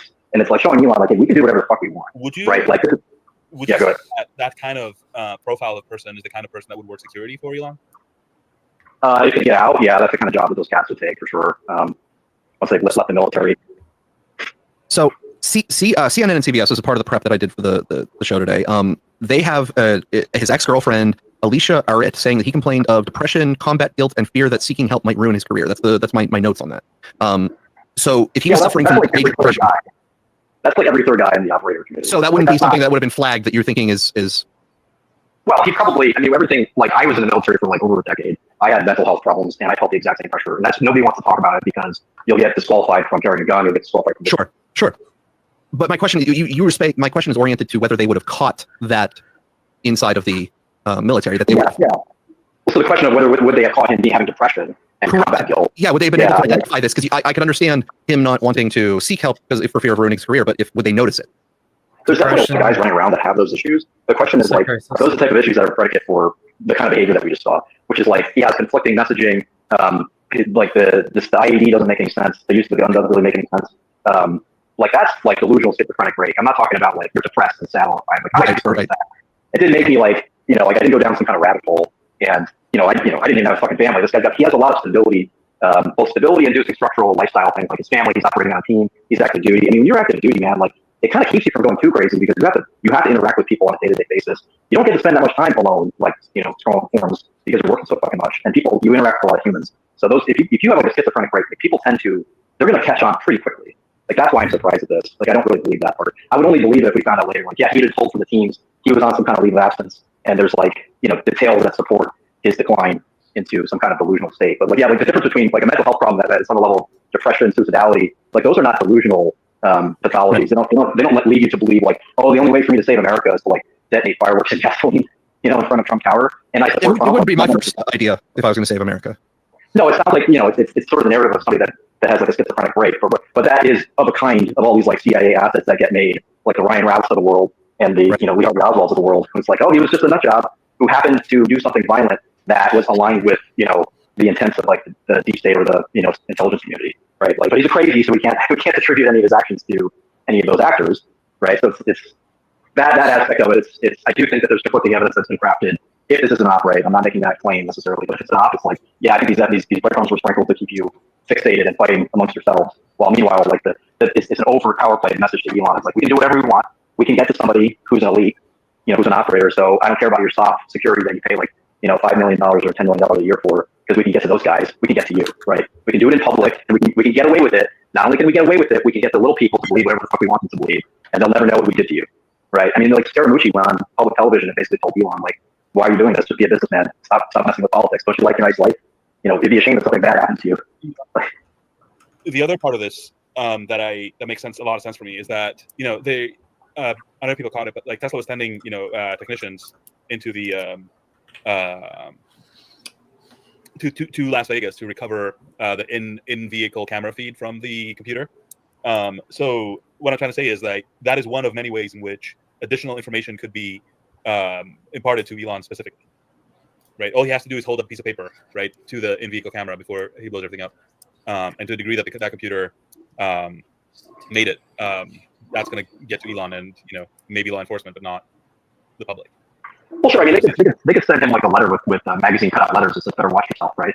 But like that is not at all the same thing as doing an overt act of terrorism and then crafting a narrative around it and showing him. There could be an additional message attached to this particular act that will help him interpret everything in the way that you. Oh yeah, I agree with you. I think that if this is in fact an op or a power play, that there probably was something surreptitious that would have been communicated to him that would be in his best interest to not expose the fact that he got that.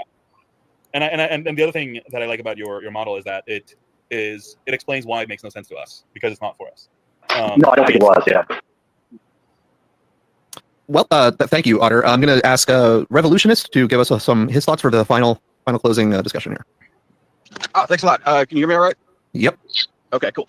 So there was one thing that I'm driving, so I can't share a link to it. But something I noticed that you guys didn't mention is there's been new footage that came out of the truck right before it blew up, where you can actually see the driver's head move. Okay.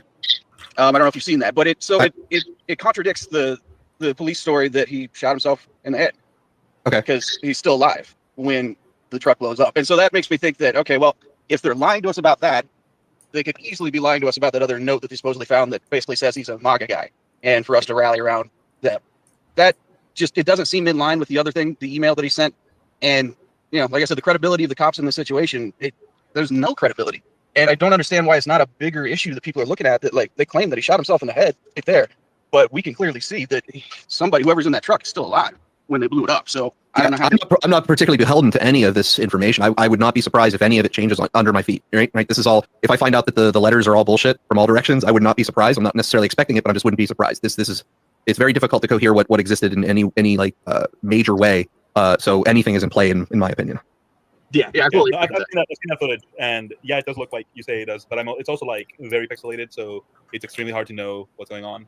But I tend to agree with you. It does look like that. I don't know what they found, right? And they're not, giving exactly photos of the interior of the car or anything.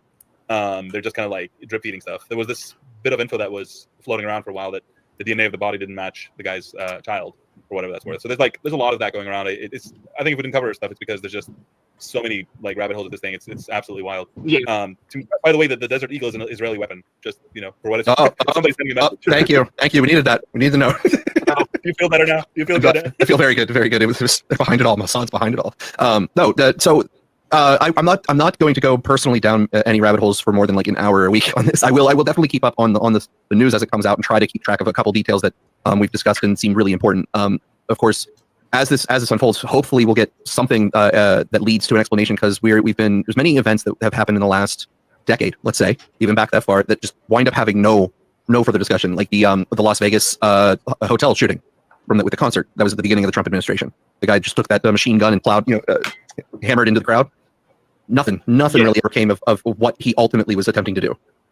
Yeah, and I think that's the same problem we have here, and part of why there's so many different things coming out now is because the more you get confusion out there, the more you muddle it, the more people can just dismiss it as the guy lost his marbles and wasn't really trying to bring attention to anything. Like, I don't know, it's very convenient to just brush it all away and say, yeah, don't look there anymore. There's nothing to it.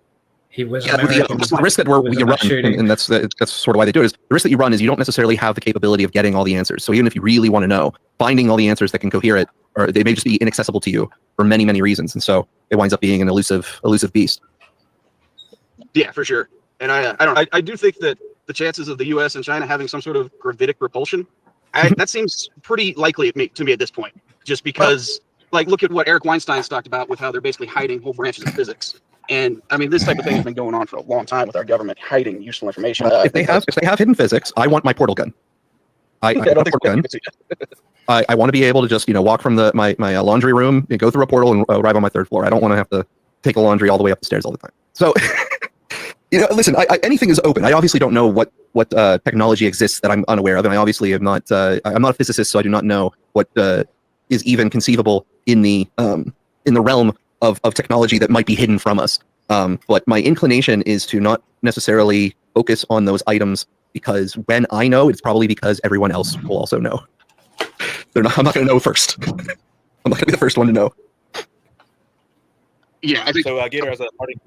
Sorry, go ahead. Sorry. Oh, sorry. Yeah, I was just going to agree with it, and thank you guys for bringing me up on stage for the conversation. It's very interesting. Absolutely. We hope we can get more at the midpoint and end, because we do enjoy hearing other conversations. We only limit it to those times because we try to organize it a little bit so we don't run like 10 hours on these things. So thank you everybody for joining. Alex, any final thoughts? Yeah, my parting question to you is, if you sort of go back to your, your mental states over the last, 5 years, right? Like, in terms of confusion, how would you rate the current moment?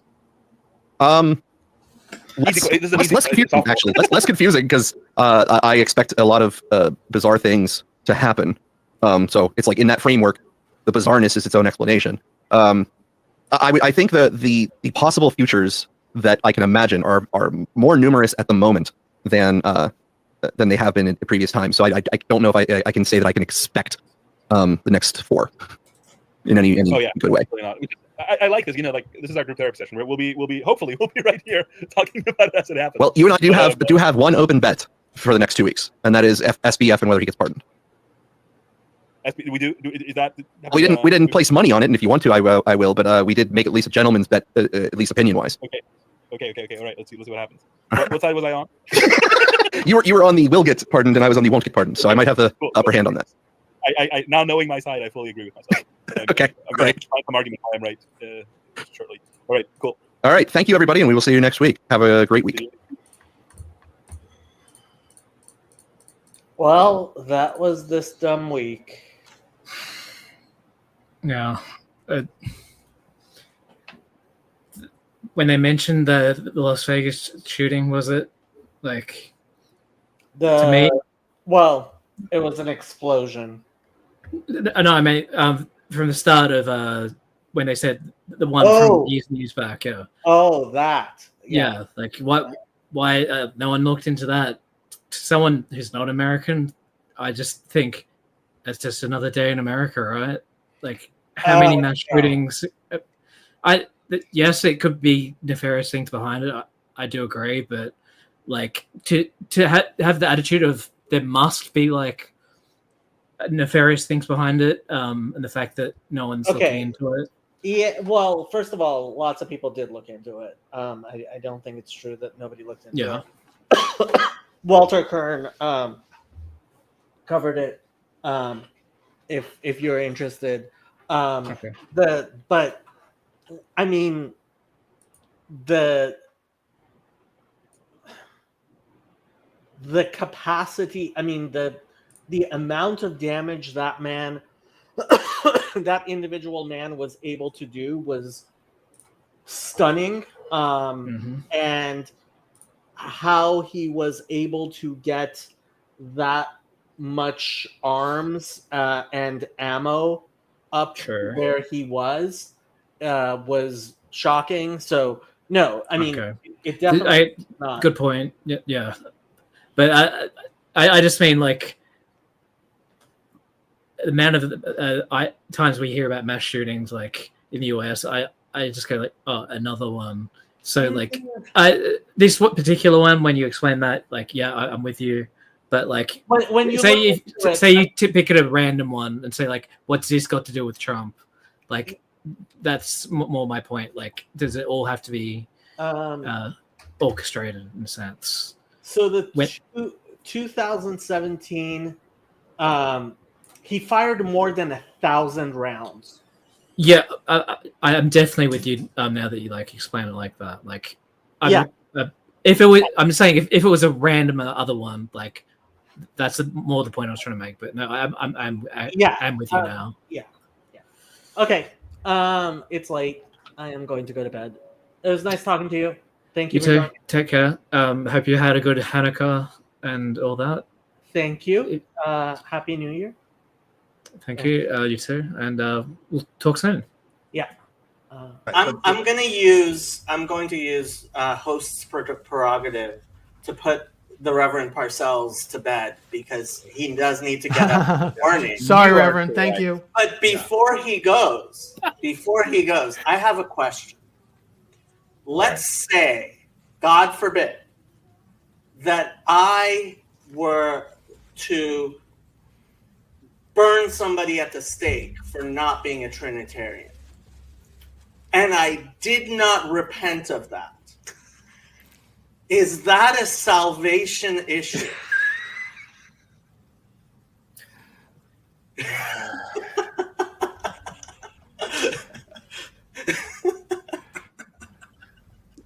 Sometimes Jacob takes that devil's advocate thing too Isn't far. there a proverb that says something like, don't answer a fool according to his folly? But there's a proverb that says, answer a fool according to his folly. There is. Exactly right. And I'm going to leave it to you guys to determine, which of those was applicable in this situation as I go. So, but anyhow, good. Thank you, Reverend. Good to Thank chat you. with you all. Thank you. Good night. The